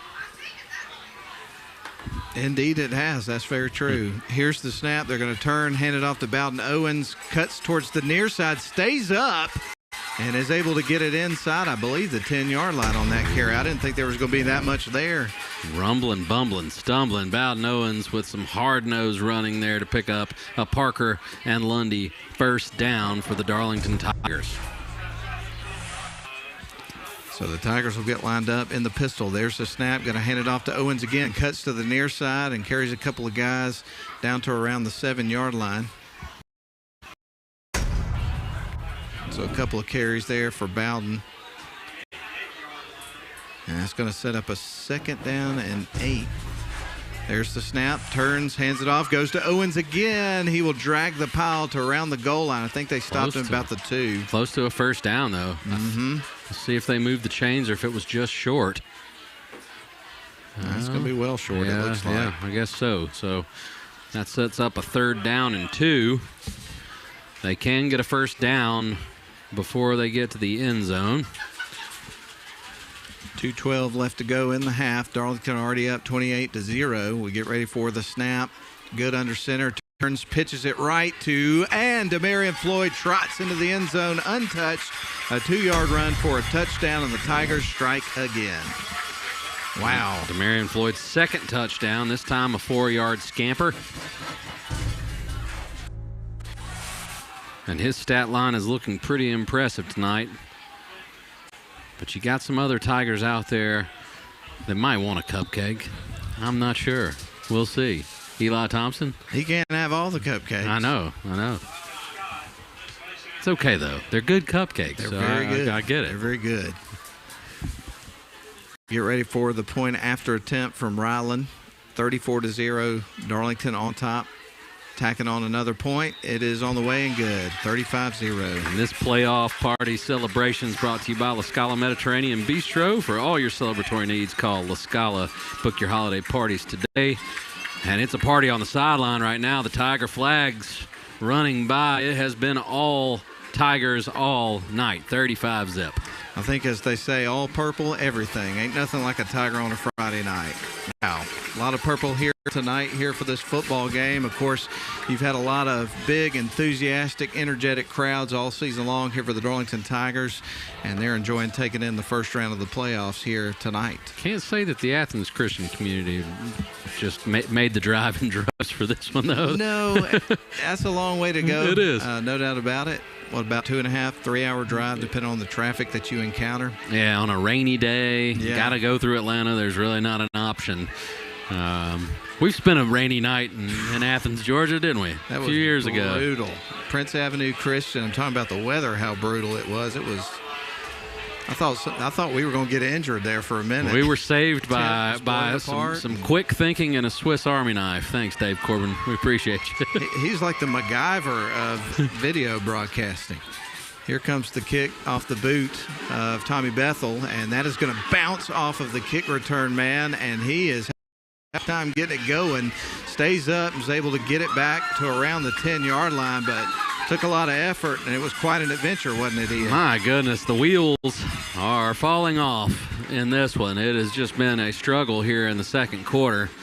As now, I mean, if Darlington can get a 3 and out here, they have a chance to score again before the half. Man. 1:52 left to go, excuse me, in the first half. Darlington up 35-0. And the ball's going to be at the 10-yard line here for Athens Christian as they start their next possession of the football game.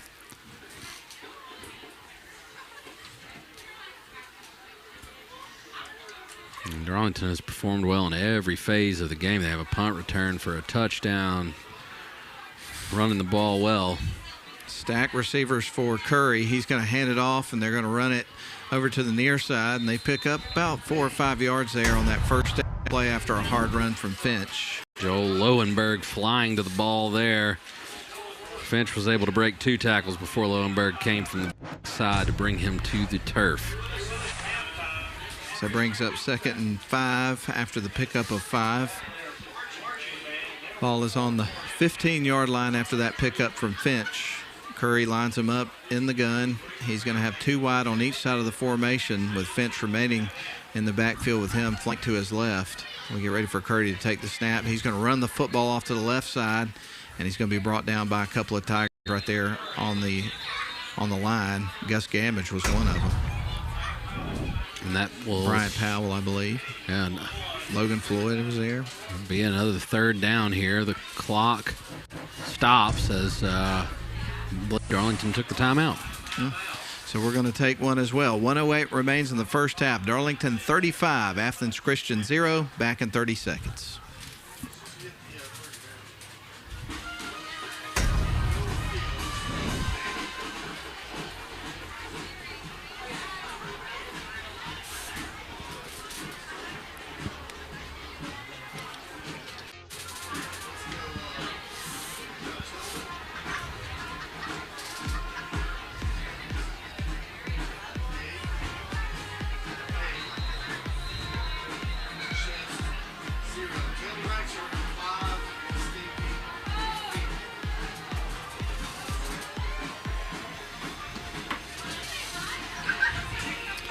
Just got a message from Jeff Gable, who's broadcasting the Model Union County game tonight. He said at halftime, Union County's up 21-14 over the Model Blue Devils. Sounds like a good one over there. Oh, absolutely.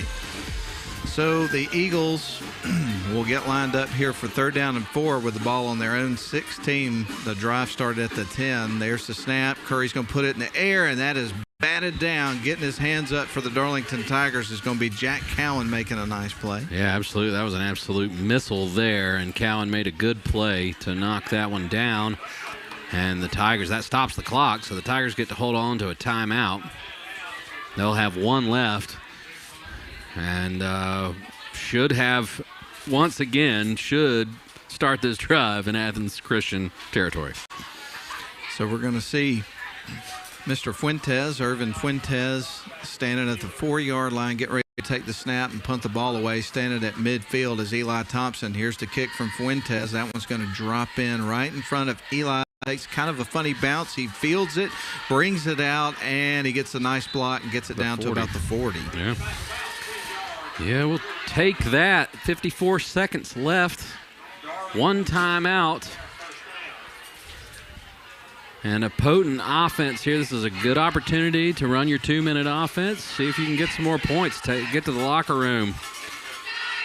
Our dear friend Rick Lundy just sent us a text, Matt.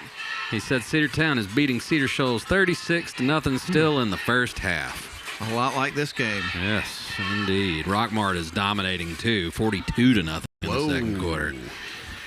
Like I said, it's looking like a good night for the local teams. And to be honest with you, as you heard our picks, if you're listening on the radio tonight from 5 to 6 on This Week in Northwest Georgia Football, we kind of expected that to be the case. 4 wide receivers. Here is the snap. Good drops back, puts it in the air, and connects with Tommy Bethel. He gets out of bounds. Or actually, that was Baldwin with the catch, rather. Yeah, just a quick out there. 5 yards, get out of bounds, keep the clock. This is a great opportunity for Darlington to hone this 2-minute offense, because there are going to be some games that are not blowouts if you're going to win a state championship. You got to be ready for those opportunities as well. 4 wide set, dropping back is good. He fakes, he's going to tuck this football and run. Out of bounds. And he gets out of bounds, as you mentioned, stopping the clock with 45 seconds to go. A heady play there by Good, because obviously his first few reads weren't there. The pressure was coming. He lost a yard there, but he got out of bounds and stopped the clock. So that's going to bring up 3rd down and 7 here for the Tigers. Ball is at the 37-yard line of the Eagles. Going to have 4 wide here for this snap as Good looks off to the sidelines, getting ready to take the snap here on 3rd down. And now the ball's in his hands. He'll turn, hands it off, gives it to Joel Owenberg, a hard run, and second effort. Breaks free, yards after contact, carries the pile, and did he get enough? I don't know. He stretched out. They're going to say it's short. 4th down. They're going for it. Yep. Clock's running. Quickly. So Good under center, takes the snap. He's going to run the quarterback dive right up the middle. They got the first down with 21 seconds left on the clock. They'll take the timeout. Yep. Final timeout here. And what you set up here, Matt, in this timeout is you go ahead and get the next 3 plays called. You've got time for maybe 3 plays, depending on if you can get to the boundary. And without that timeout, they're going to go ahead and have that sequenced and ready to roll.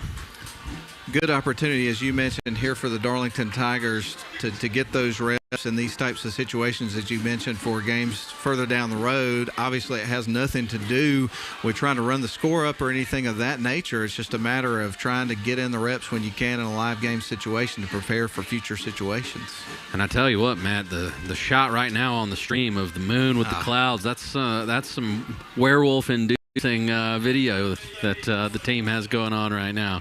Well, they were playing, the pep band over here was playing Thriller just a few minutes ago, and these guys are tuned in. They are. A sharp squad. We'll give them all the credit they deserve. They do a fantastic job bringing this live stream to you, and they have to look at us on camera all night. So I mean, they deserve a Medal of Honor. Well, the Tigers go back to line of scrimmage with 1st and 10. Ball at the 27-yard line of the Eagles. Good, ready to take the snap. 4 wide receivers here for this package. Going to have Lowenberg in the backfield with Good. Here's the snap. He's going to look to throw, puts it in the air, and that's going to be just out of reach of the wide receiver here on the near side. Eli Thompson got his hands on it, couldn't haul it in. He did. He kind of slipped coming out of his break there. The field is a little wet. I've seen a couple of players slip. Ball was a little wobbly too. That was going to be a tough catch, but only 4 seconds went off the clock, so still time for 2 or 3 plays here, and will they try to get in Ryland Scott's kicking range and get him out there and let him swing the leg at one? We'll see. Well, Jack Good's going to line him up with Lowenberg in the backfield, remaining with him. 4 wide set, 2 on each side of the formation. Here's 2nd down and 10. Ball in the air, onto the sidelines to Bowden. Owens gets out of bounds after making the grab. That's going to bring up 3rd down here for the Tigers after a gain of about 5 yards there on that play. Yeah. So 3rd and 5. Yeah. Certainly in Scott's range at this point. 14 seconds left. You cannot afford to be tackled in the middle of the field. You've got to get up and spike the ball if that does happen. We'll see if they continue to work the boundary and play for a field goal. 2 wide receivers on each side. Lowenberg remains in for this package. Out there with Jack Good, the quarterback. 14 seconds left to go on the clock until we get to halftime. So the Darlington Tigers will line up in that same formation from the gun. Here's the snap to Good. He'll drop back, looking to throw. Throws towards the end zone this time. Eli Thompson, and that, I believe, might have been intercepted. Yeah. The back judge, that was a tough angle for the side judge there to see that. It looked like he caught it and might have gotten his feet down, and I'm watching it on the replay.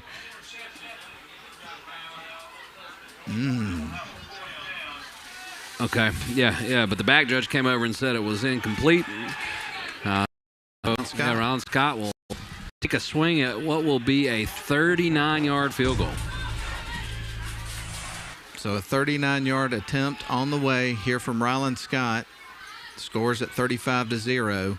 Here comes the snap. Kick is on the way. It looks like it's got the leg, and it is through. Ladies and gentlemen, 0 as Ryland Scott kicks one from 39 yards. Wow. And the Darlington Tigers, Matt, scored on every possession of the first half. Wow. So that is the end of the first half. And your score at halftime, Darlington 38, Athens Christian 0. We're going to send it back to the studio for a 3.5-minute timeout. When we come back, we'll talk over the first half. We'll give you some scores from some other area games. May talk a little Christmas music. May talk a little college football. We're just going to continue to have a good time at Chris Hunter Stadium tonight. 38-0, Darlington on top. We'll be back in a few minutes. Ooh. Stretch the legs. Huh? I don't know how it works in the playoffs. I bet it is. You could probably, you want to ask?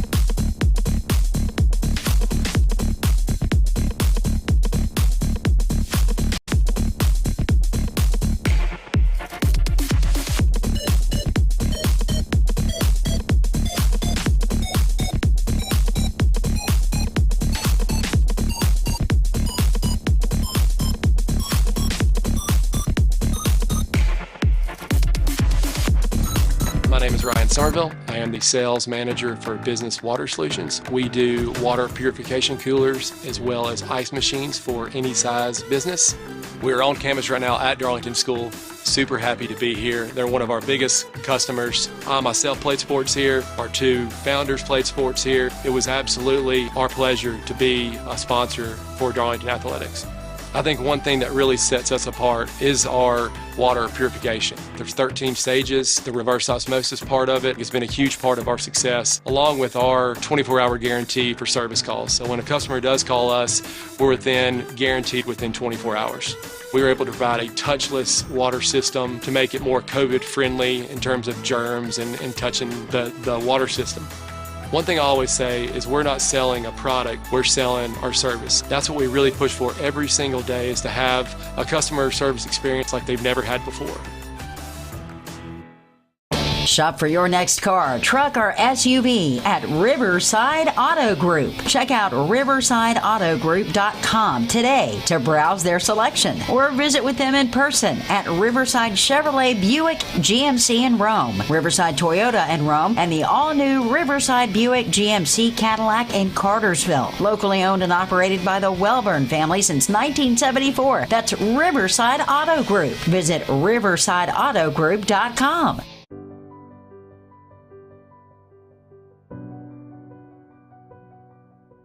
Here, I'm becoming who I want to be.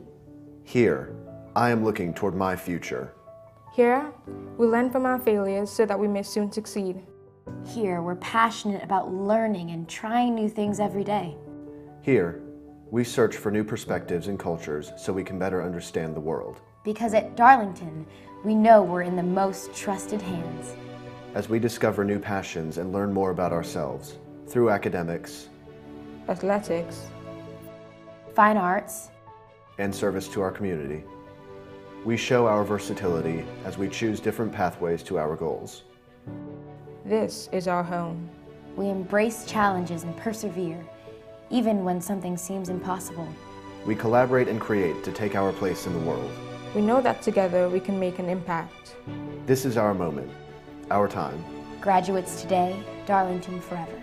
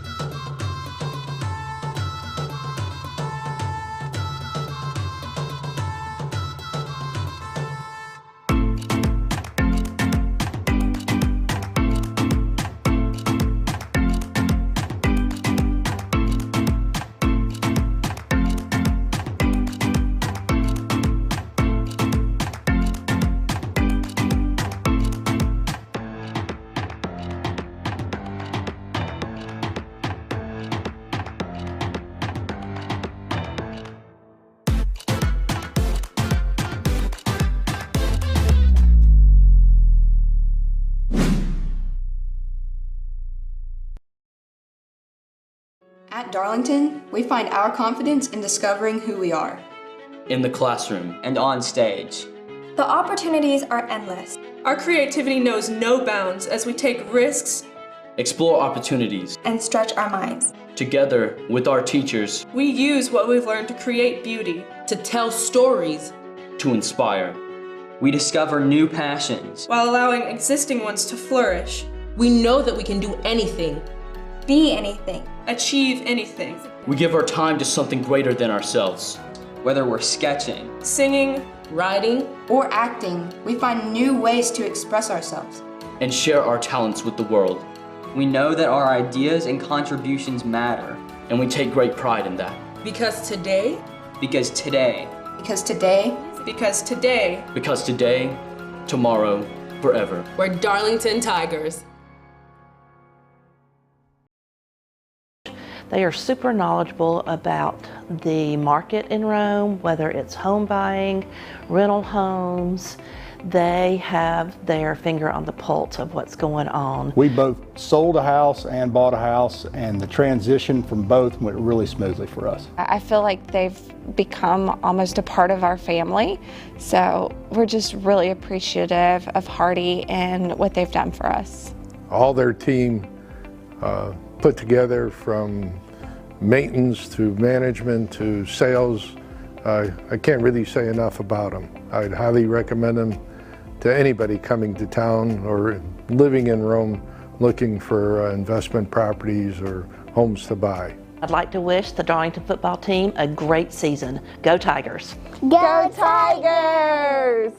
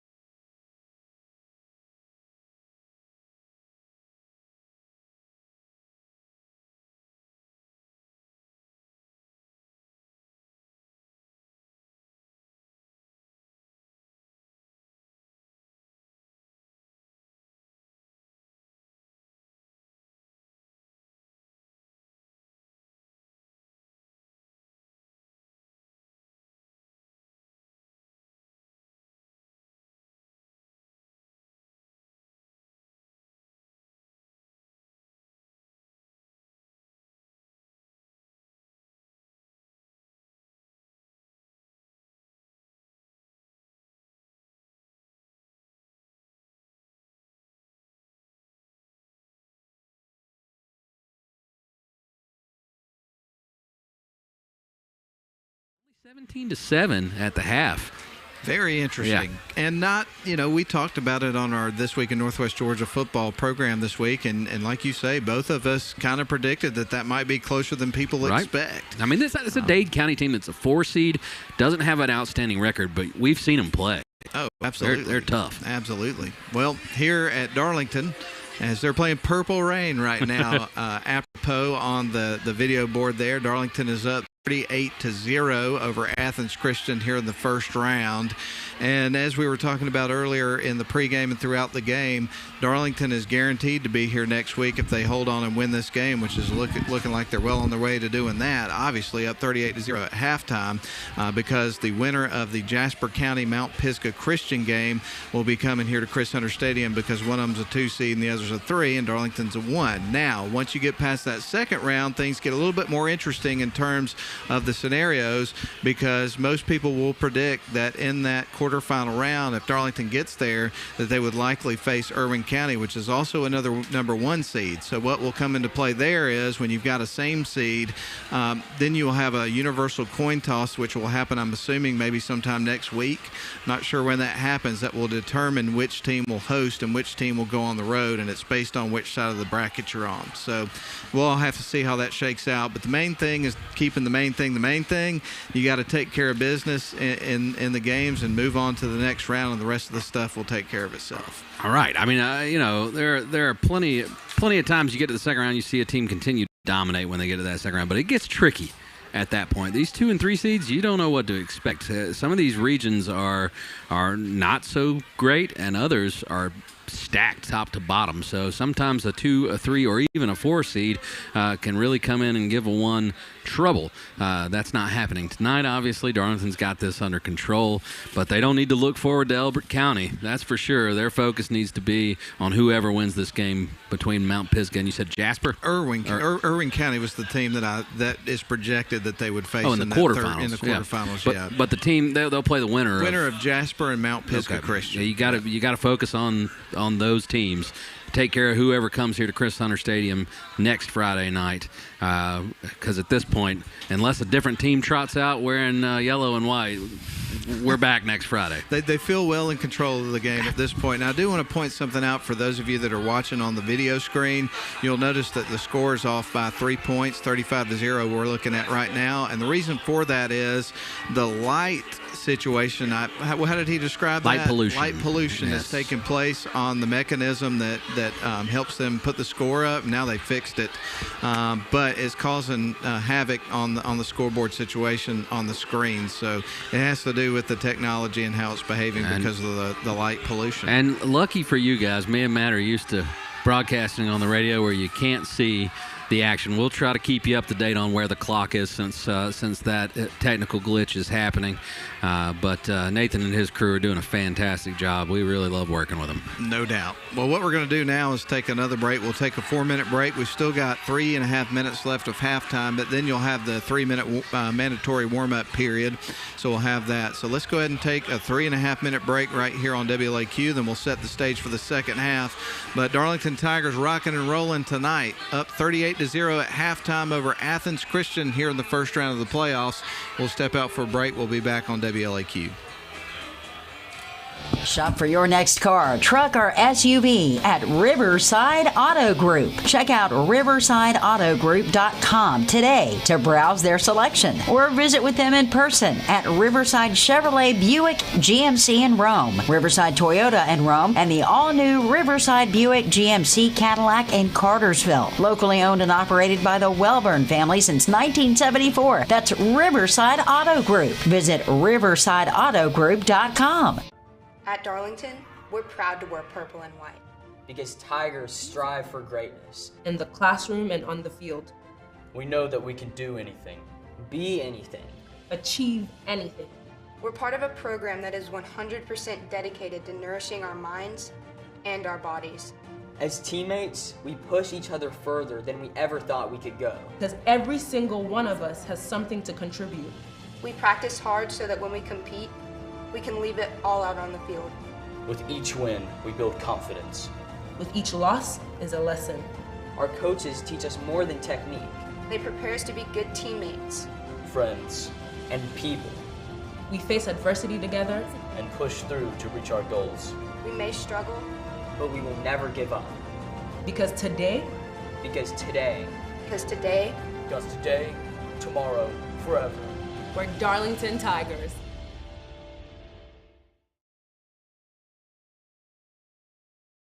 They are super knowledgeable about the market in Rome, whether it's home buying, rental homes. They have their finger on the pulse of what's going on. We both sold a house and bought a house, and the transition from both went really smoothly for us. I feel like they've become almost a part of our family, so we're just really appreciative of Hardy and what they've done for us.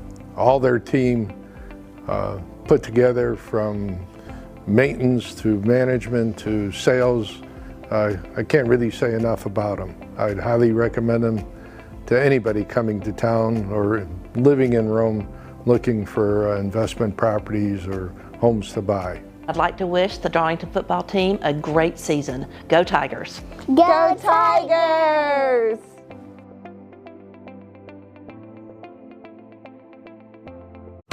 My name is Ryan Somerville. I am the sales manager for Business Water Solutions. We do water purification coolers as well as ice machines for any size business. We're on campus right now at Darlington School. Super happy to be here. They're one of our biggest customers. I myself played sports here. Our two founders played sports here. It was absolutely our pleasure to be a sponsor for Darlington Athletics. I think one thing that really sets us apart is our water purification. There's 13 stages. The reverse osmosis part of it has been a huge part of our success, along with our 24-hour guarantee for service calls. So when a customer does call us, we're guaranteed within 24 hours. We were able to provide a touchless water system to make it more COVID-friendly in terms of germs and touching the water system. One thing I always say is we're not selling a product, we're selling our service. That's what we really push for every single day, is to have a customer service experience like they've never had before.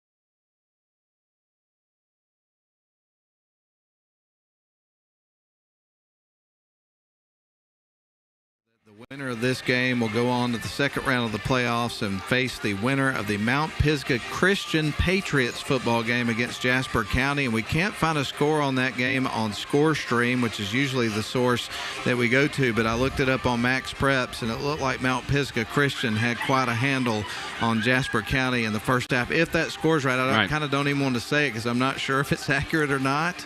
You never know. It's better than it used to be when we couldn't find the scores anywhere unless someone texted it to us, but it is fan reported, so it might not be right, but it's quite a wide margin if it is correct, and we'll see. A team that they're familiar with. We were there in 2020. 2020, we went to Johns Creek to Mount Pisgah Christian, broadcast the game up there for you, and Darlington ended up winning that game, but it was close. It was a 28-21 football game, and Darlington would punch their ticket to the Sweet 16 round there in Johns Creek and then go on the road the next week. You would reference that Prince Avenue Christian game that we were at, where it was a monsoon outside, a lot of wind blowing and all that kind of stuff, blowing equipment everywhere and tents flying apart and everything like that. It was kind of chaotic there for a minute, but we had a good road trip. It was fun. Bone chilly. Yeah, and it was cold, too. Yes, it was cold. We were wet. Not the perfect scenario, but Darlington gave them a really good first half, but after that, a name a lot of you dog fans might be familiar with, Brock Vandegrift, who may be the heir apparent for Stetson Bennett next year. We'll see. But he turned on his A game in the second half against the Tigers in that particular matchup. And you would find out at the end of that year that I think he was playing with an injury most of the year. That was something that you didn't hear about until after the end of the season. But anyway, here at halftime, the Darlington Tigers are up 38-0 over Athens Christian, as we've got about 15 seconds until the mandatory warm-up period expires and we get ready for football here in the second half. And like I said, if a different team doesn't trot out in yellow and white, I think we're just going to get more of the same. And we'll see if the coaches agreed. We're pretty sure running clock is in play, even though it's the playoffs. If both coaches do agree to it, so we'll know shortly if that's the case. Well, we're going to see the Tigers line up and receive the opening kickoff because they won the toss deferred to the second half. So with the lead, they're getting the football here to start the half. Going to have Demarion Floyd back deep here for the Tigers. He's going to line up about middle of the field, about the 5-yard line. And watch yourself if you kick it short. You got Tommy and Eli Thompson up at the 20. Pick your poison. Exactly. Well, they've got it teed up and ready to roll. We're going to have kickoff here for the second half as young man Fuentes trots the ball, and he is going to kick it off, and they'll kick it short. It'll be brought out by the Tigers, and Tommy Bethel, they try to strip it away. He got his hands in there, but I think Bethel was able to hang on and goes down at about the 43. Yeah, he was really close to turning that one upfield, but the guy went for the strip instead of the tackle, and the ball came loose. Bethel was able to get back on top of it, but for the first time all night, Darlington starts to drive on their side of the field, but not by much. They're at the Darlington 43. So the Tigers open up with possession of the football, owning a 38-0 lead coming out of the locker room at halftime. And the clock is running. Yep.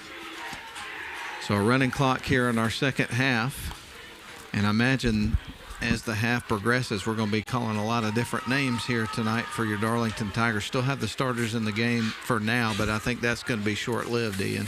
Yeah, a lot of coaches like to at least open the second half with the starters on the field. There's the snap, a handoff, and a delayed run here from Demarion Floyd. Good stiff arm at the end, and he's able to go forward for about 2 yards, bringing up a 2nd and 8. And that, by my count, and my stats are far from official, that's the 14th carry for Demarion Floyd so far tonight. 91 yards and 2 touchdowns. 2nd down and 8 for the Tigers now with the ball at their own 45. It feels weird saying that. Here's the snap. Rolls out to the right. Looking to run the football. He's going to have to tuck it. And, boy, gets upended at the end of the play, but he still is able to pick up about 5 yards, setting up a 2nd and 4, 2nd and 3. Third. Should be 3rd. If they haven't flipped it yet. Yeah, they haven't. Sorry. So a 3rd down conversion opportunity here for the Tigers. Jack Good rolled out that time, didn't have anybody open, and decided to get what he could with his legs. He doesn't run that often, Matt, but he makes the decision to do so quickly and efficiently, and he can really make some people miss when he gets in the open field. Going to send a couple of wide receivers to the near side, and actually 2 to the far side, 3 to the near side, so empty backfield here for Good. He turns, fires, and that is caught by Braden Bell, and he goes out of bounds after a good pickup and a 1st down. Little curl route there, and Good just fired a missile at Bell. So a fresh set of downs here for the Darlington Tigers, and now they move the football into a place they've been a lot tonight. That's in Eagles territory. And Parker and Lundy 1st down for the Tigers. They're first of the second half, and they are on the move. For the fans watching the stream, they're 9 minutes and 17 seconds and counting. The clock will be running this entire half.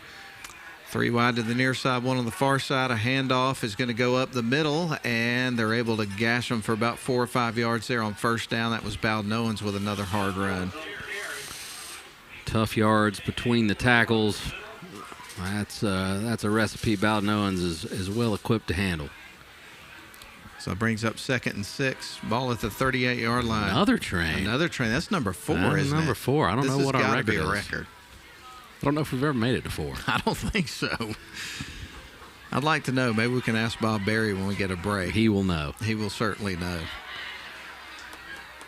4 wide set, 2 on each side. Owens in the backfield with Good. Good turns, hands it off. Owens has got it. He stays up, brace a couple of tackles. What a hard effort from that young man. And he's going to get about 3 or 4 yards, setting up a 3rd and short here for the Tigers. He had already bounced off some contact, but he was absolutely whacked, backed up 3 yards, and then just kept those legs churning to pick up some more tough yards. He's going to take a blow after that one. Demarion Floyd's back on for this package. That brings up 3rd and 3 with the ball at the 35-yard line. Darlington Tigers driving here early in the 3rd quarter, but the quarter's moving along because obviously the Tigers pounding the ball with Bowden Owens a lot on this drive, and it's a running clock here in the second half of play because Tigers led it 38-0 at halftime. That's where we are now. First drive of the second half. Here's the shot from the pistol. Going to hand it off to Demarion Floyd, and he's tripped up pretty quick. That was good pursuit by the defense. Also 2. 15th carry. And that's going to bring up a 4th down situation. Kind of in no man's land here. Wouldn't be surprised to see the Tigers just dial up something and go for it. And I think that's what they're going to do. Yeah, certainly looks like it as the offense remains on the field here for this 4th down and 5. with the ball at the Athens Christian 37-yard line. Lowenberg off for this play. On is McKay Rush. Going to have 2 wide on each side of the formation. McKay is lined up over in the slot on the far side, by the way. Here's the snap. Good, drops back. He's going to throw it to the near side. Connects with Eli Thompson. 2 blockers in front of him. Now he's got green space. He's at the 10, 5, corner of the end zone, gone. Another big play for the Darlington Tigers, this time from 37 yards out. Eli Thompson into the end zone. More points for the guys in purple. Wow. My goodness. What a play. Just a little bubble screen there. And Eli Thompson cuts it all the way back across the field for the touchdown. Playmakers all over the field for these Darlington Tigers as they jump out to a 44-0 lead. With a pending PAT coming up from Ryland Scott, who trots out onto the field. And maybe Eli would like to be the Honeymoon Bakery icing on the cake player of the game. A lot of candidates tonight. Kick on the way. Indeed. It's good. 45-0, Ian. Every Darlington possession has resulted in points. That's Eli's second touchdown of the night. Had a punt return that was pretty special in the first half. And then that was another electrifying play from the senior. 6:42 left to go in the third quarter. Darlington 45 and Athens Christian 0. And I don't know if you realize this is probably good that it wasn't on the screen, but somebody from Athens Christian just came by and gave you bunny ears. Well, a young man just walked by. That was kind of funny. Well, that's great. That's great. I'm glad they're spirited, especially with the scoreboard looking the way it is. That was. I didn't see that one coming. That's why I had to point it out. I wasn't trying to pick on anybody or anything.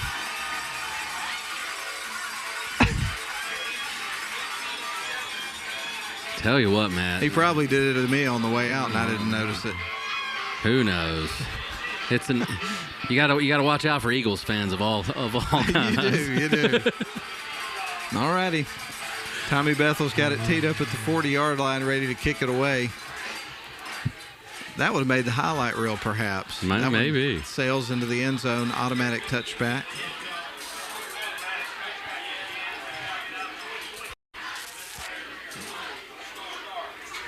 November the 11th. Friday. We're almost in the middle of November. That's nuts. A couple of weeks away from Thanksgiving. We'll be eating turkey and dressing before you know it. Hopefully getting ready to watch some football. Somebody just finished 45 push-ups. Dang. Fun.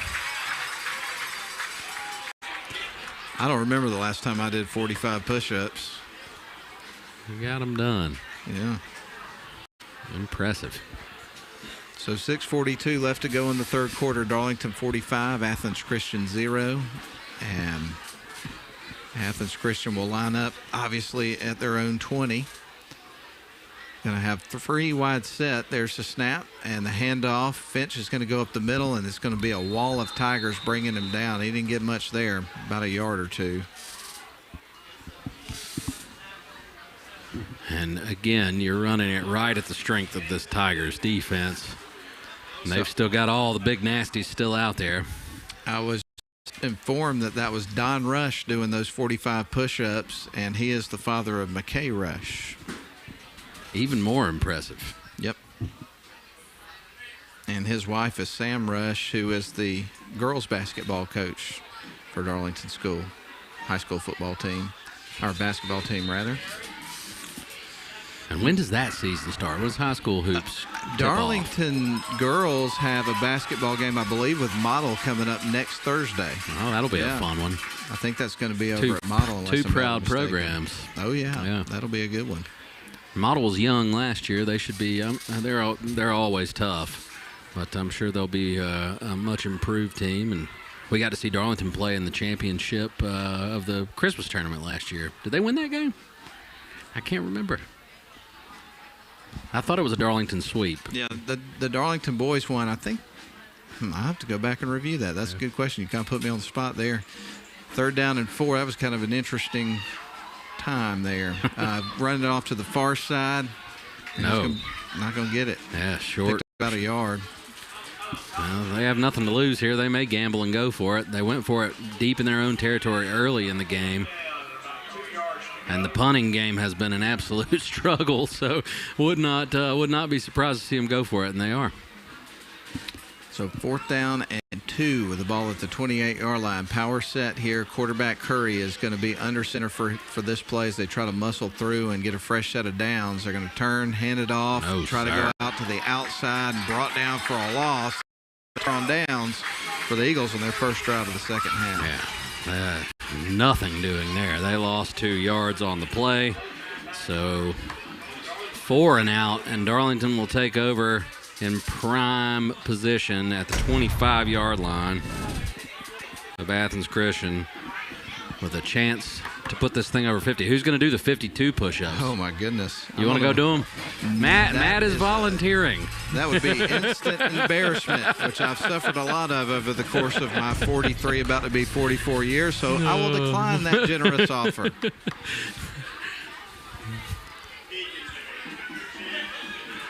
Oh, 3:55 and counting on the clock in the third quarter. Darlington leads 45-0. Shotgun for a pistol formation, and in at quarterback here for the Tigers is Hendricks Jones. Going to have 3 wide. A lot of subs in the game now for the Tigers. Going to hand it off, give it to Timmy Smith. He cuts to the inside, bulldozes down to the 11-yard run. A good hard run by Timmy Smith sets the Tigers up with first down in the red zone at the 11-yard line. What a run. 14-yard scamper from Timmy Smith. And we're getting to see some fresh Tigers out on the field. Another sub coming into the game for the Tigers, Cam Pettit. On for Made Olawaran. Going to have a couple wide receivers to the right, one to the near side. The one on the near side is going to be Gray Fricks, and he picked up his first touchdown as a Darlington Tiger just a couple of weeks ago at Armurchie, wasn't it? Yeah.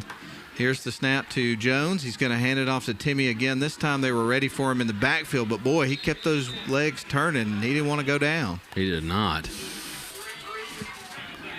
Solid defense there, though, a loss of 4. That puts them behind the sticks at 2nd and 14. So the Tigers get ready to line up at the 15-yard line with 2:30 in the clock ticking here in this third quarter, leading it at home 45-0. Running clock in the second half as the Tigers led it 38-0 at halftime. Lining up in the slot here on the near side is going to be Jack Cowan. Shotgun formation for Jones. He is going to hand it off to Timmy. Going to run a sweep to the near side. Cuts in at about the 10 and gets all the way to the 8. So a pickup of about 6 yard lines for Timmy. Yeah, solid run there. Sets up 2nd and 6 from the 7. So Timmy with some good runs here on this drive for the Darlington Tigers.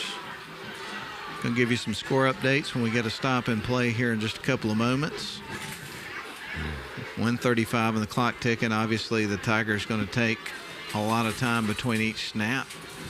18 seconds on the play clock. Jones lines him up. Hendricks Jones in at quarterback. He'll take the snap, turns, give it off to Timmy, and he's going to be brought down for a loss on that play. Let's see if they decide to kick or go ahead and go for it here. And the clock rolling here in this third quarter. So the Darlington Tigers are going to be back at home coming up next week to face the winner of that Mount Pisgah Jasper County game, Mount Pisgah Christian rather, from Johns Creek.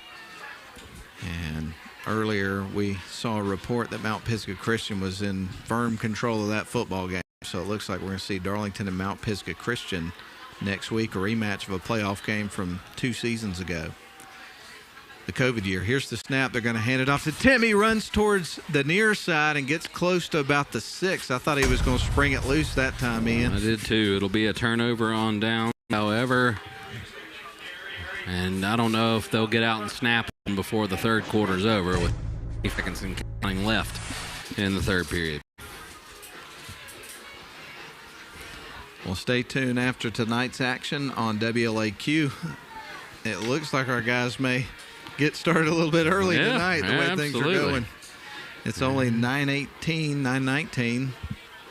And it's 45-0, and we're now officially at the end of the third quarter. So we get ready for the final 12 minutes of this football game. Darlington in firm control as they've been in pretty much the entire game. They're up 45-0 with 1 quarter left to play in this first round game over the Athens Christian Eagles. Will come back for the start of the fourth quarter after a 1-minute timeout.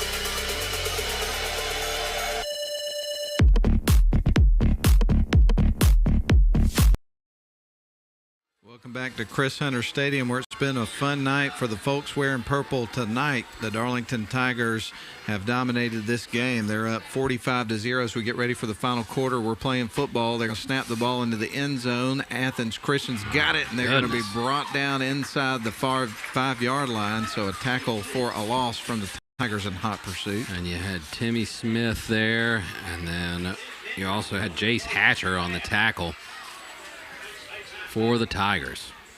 My.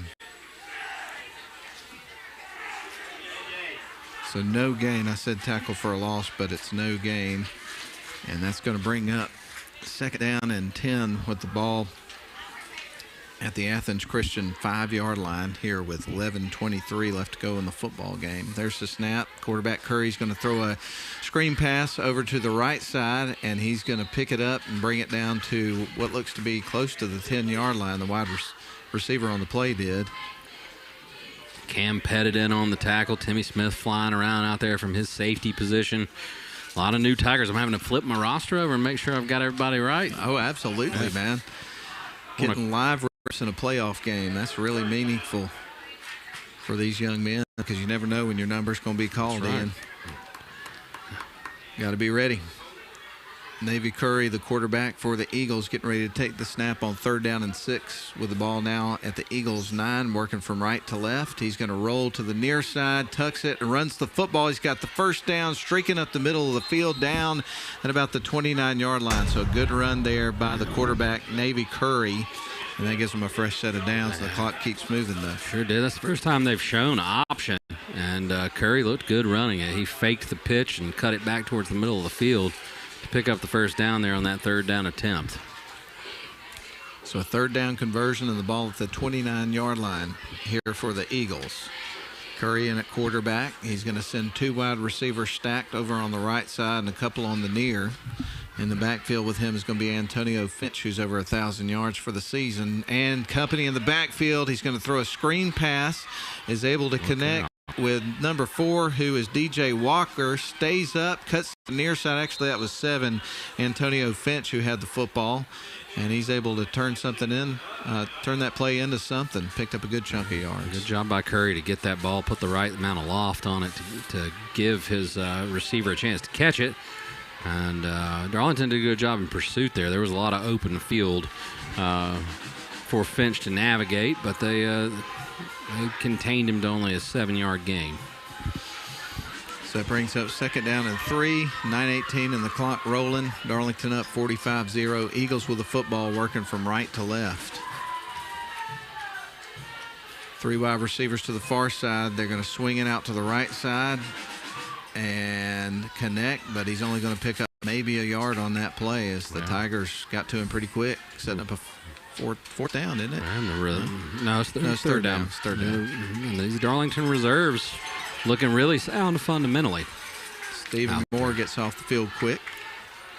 I have a couple of numbers, unfortunately, that are not on my roster. I'll try to grab those if we get another break. We really try to make an effort to call these kids out and give them the credit they deserve. I'll ask you, mine might be a little bit different if 40. Okay. Yeah. It's not that different. Sorry about that, folks. Navy Curry's under center, power set. They're going to go to a pass play, dropping back, puts it in the air, and that one's tipped. Tell you what, and incomplete. Yeah, and that was a nice little play action fake. He was trying to get the guy on a throwback, and I want to let you know that Jace Hatcher, who we already called his name on a tackle earlier, sophomore, made a great adjustment there and stayed with that and broke that pass up. Excellent defense there from number 15. So the Eagles got a fourth down here. It looks like they're going to go for it, and they will line up in their power set as we get ready for their quarterback, Navy Curry, to take the snap. He will turn, hand it off, brought down immediately. A host of Tigers on him. Who is the lead man there? 65. Yep, and that's Ari Levy. Yep, or Ari Levy, sorry. So that's a turnover on downs there, Ian. Yeah, excellent defense here from the Darlington reserves. They learned from some good ones, and they're out there continuing that effort. You love to see a goose egg. I mean, a shutout is a special thing for a defense. So, good play in there by the Darlington D. And this would be the first one of the season for the Darlington Tigers. Really? Yeah. I just come close a couple of times, I think. But oh, yeah. Well, not a better time to get one than when you get into the playoffs. That is the truth. A playoff shutout, even sweeter. So the Tigers will get lined up at the 36-yard line of Athens Christian.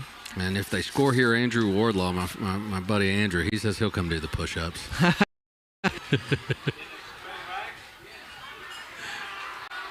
Going to have a couple of wide receivers to the near side, one on the far side.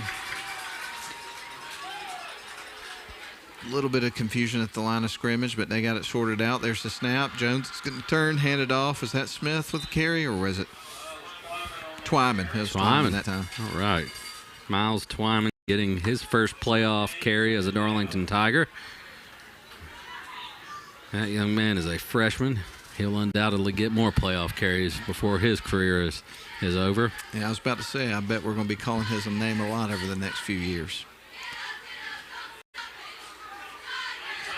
5:54 remains in this football game. Darlington's been in control for a long time. They're up 45-0, getting ready to celebrate a first-round playoff victory. There's a snap. Jones is going to hand it off, goes back to Twyman this time.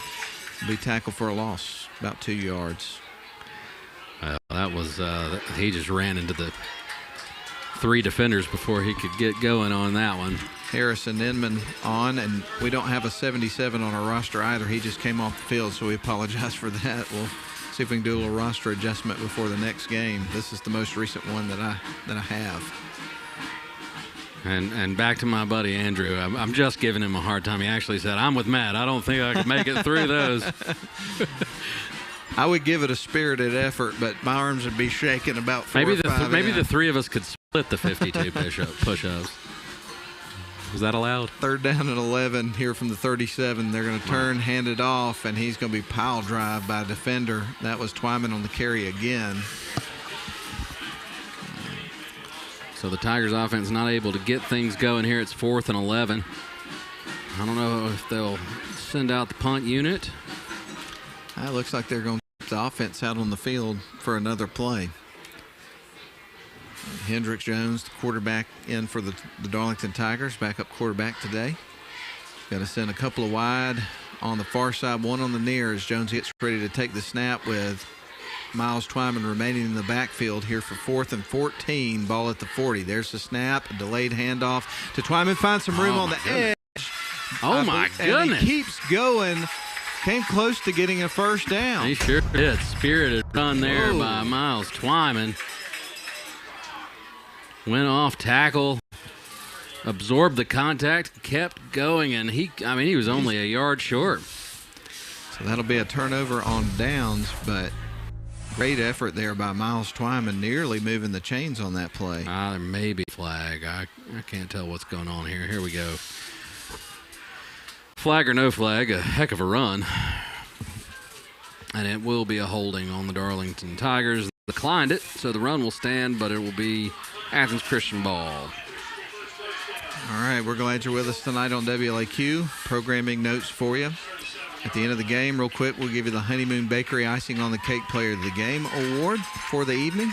First round of the playoffs. Then we'll have the Rome Orthopedic Center High School Football Scoreboard Show with Lynn Butler and Austin Butler at the end of tonight's action. Looking forward to hearing about the other games around the area.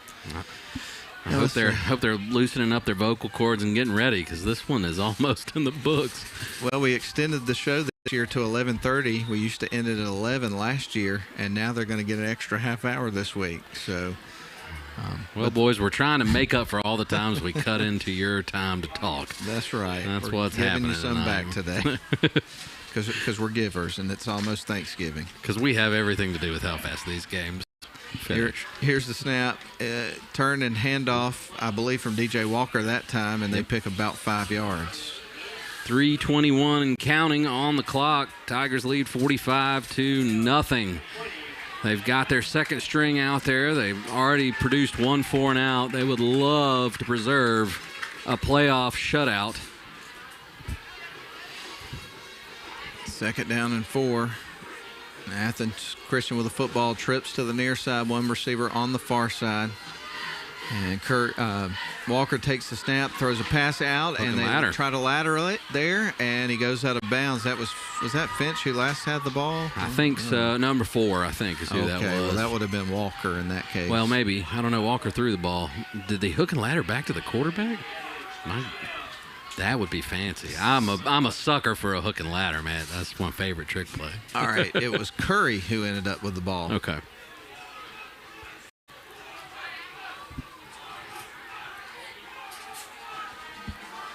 .223 left to go in the football game. This is going to bring up 1st and 10 here for the Eagles. And I got to wonder, Matt, there's been some animosity from the student section towards this Athens Christian team. I'm wondering if there was some social media activity leading up to this game or something. We do live in that we day do and live time, in that day and time. I am always super grateful. I think about this a lot of times. It didn't exist when we were in that age. We were young. Yep. Me too, buddy. Kind of wish it didn't exist now. I do too, man. I do too. I got a love-hate relationship with it. Here's the snap, a little bit low, picked up by Walker, puts the ball in the air, going with a deep ball, and he nearly cradles it. It's incomplete. That was right in the breadbasket there from Walker. Perfect pass. Just another dropped ball. He streaking down the sidelines. That hit him in stride. Probably would have been a touchdown.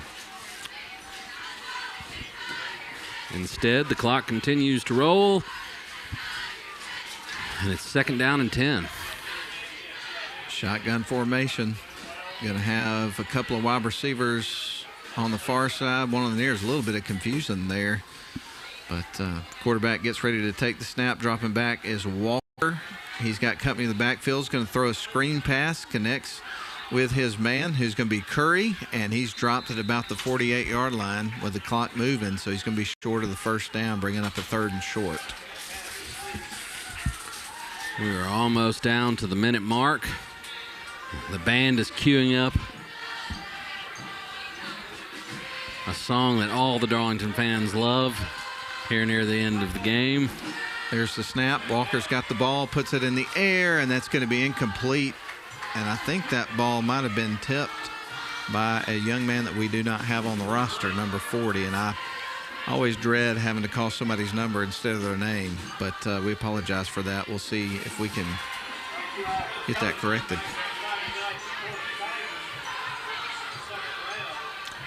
Brings up 4th down and 3. As the Eagles take the snap, Walker drops back, rolls to his right, pointing downfield, puts the ball in the air, connects with a receiver, and he is going to be down to the 30-yard line with a fresh set of downs, but with only 10 seconds and the clock rolling here in the 4th quarter. I don't think we're going to get another snap.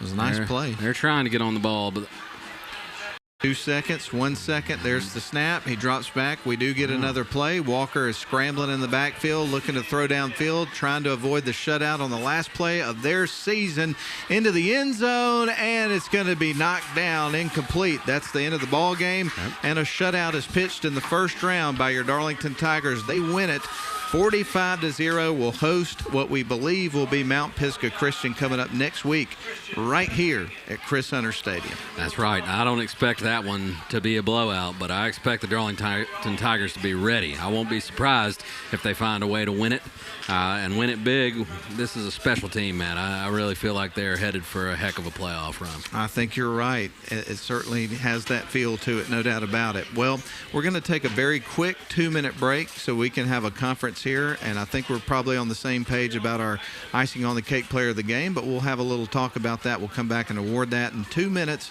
down the line. Darlington wins it tonight 45-0 over Athens Christian, getting ready for the second round next Friday. We'll be back in 2.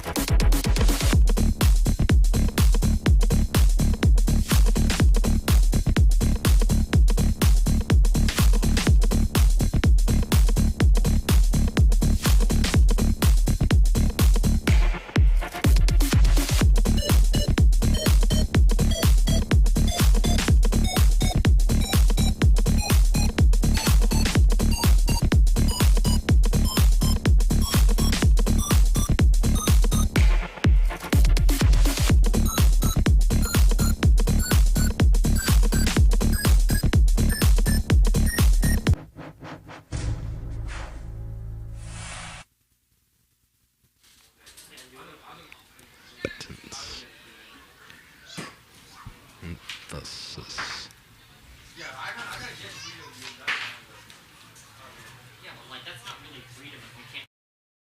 All the talk that we had earlier, Ian, about maybe it was a record night for the trains passing by. It was for was this year. For this year, but not overall. And I never would have guessed how many the record was. If you'd asked me all time, I'd have said 6. At the most. 6. Yeah. But we just learned 9 trains. 9 trains. I just can't even imagine that. So, and that information from Bob Berry, and if anybody here knows the record accurately, it's certainly him. So we appreciate that tidbit of information because I know inquiring minds, they want to know. Absolutely. So we found out for you. I'll never forget it. All right, Darlington Tigers, they win it tonight. 45-0 was your final score. What an epic way to start this playoff run, which hopefully is going to be equally as epic. Really excited about this. And there's one thing that Coach Atha pointed out in the pregame interview, and a word that just kind of is just ringing in my ears, is these boys are hungry, and you really saw that on the field tonight. They came to play big time. No doubt about it. Other than one drive in the first half, it was a 3 or 4 and out up until the very last drive that Athens Christian had. They were dominant on defense. They played well in all phases of the game. Passing game got off to a little bit of a slow start, but once it got cooking, good through for 2 touchdowns.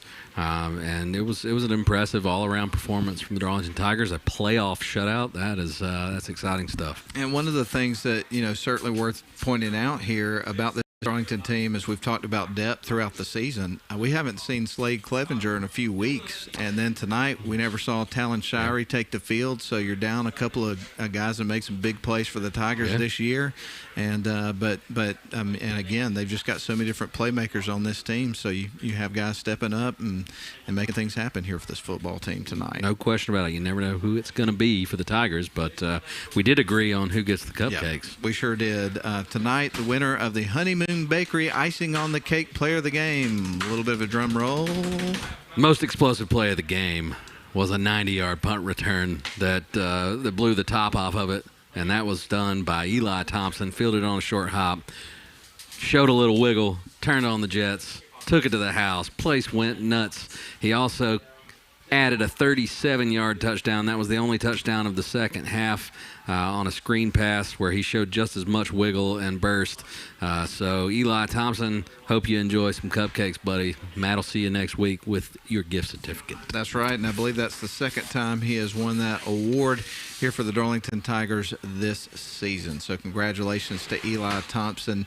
I'll be bringing those prizes to Coach Atha coming up next week as I go there and interview him for the game coming up next week, because the Darlington Tigers have moved on to the second round of the GHSA state playoffs. Survive and advance. Didn't take much to survive. They definitely advance, and they get a team that's used to being in the playoffs with Mount Pisgah. It's going to be a ball game.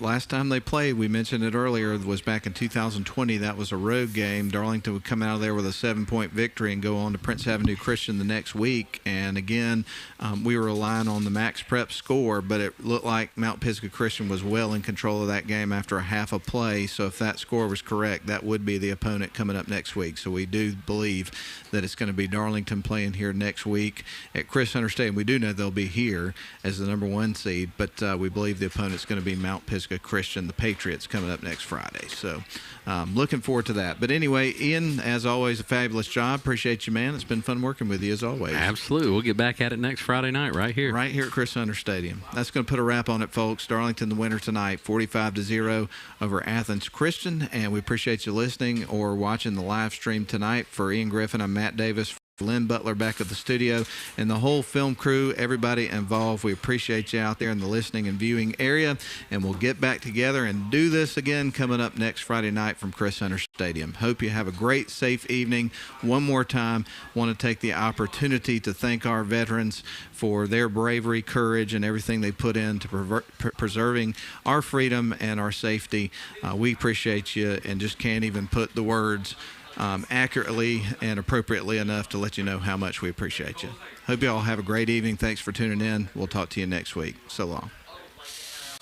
Darlington Football would like to thank the following sponsors for their support of this year's live stream: Business Water Solutions, Coosa Steel, Hardy Realty, Riverside Auto Group, and Atrium Health Floyd. Thank you for your support. This broadcast is a production of Northwest Georgia Media. Thank you for watching.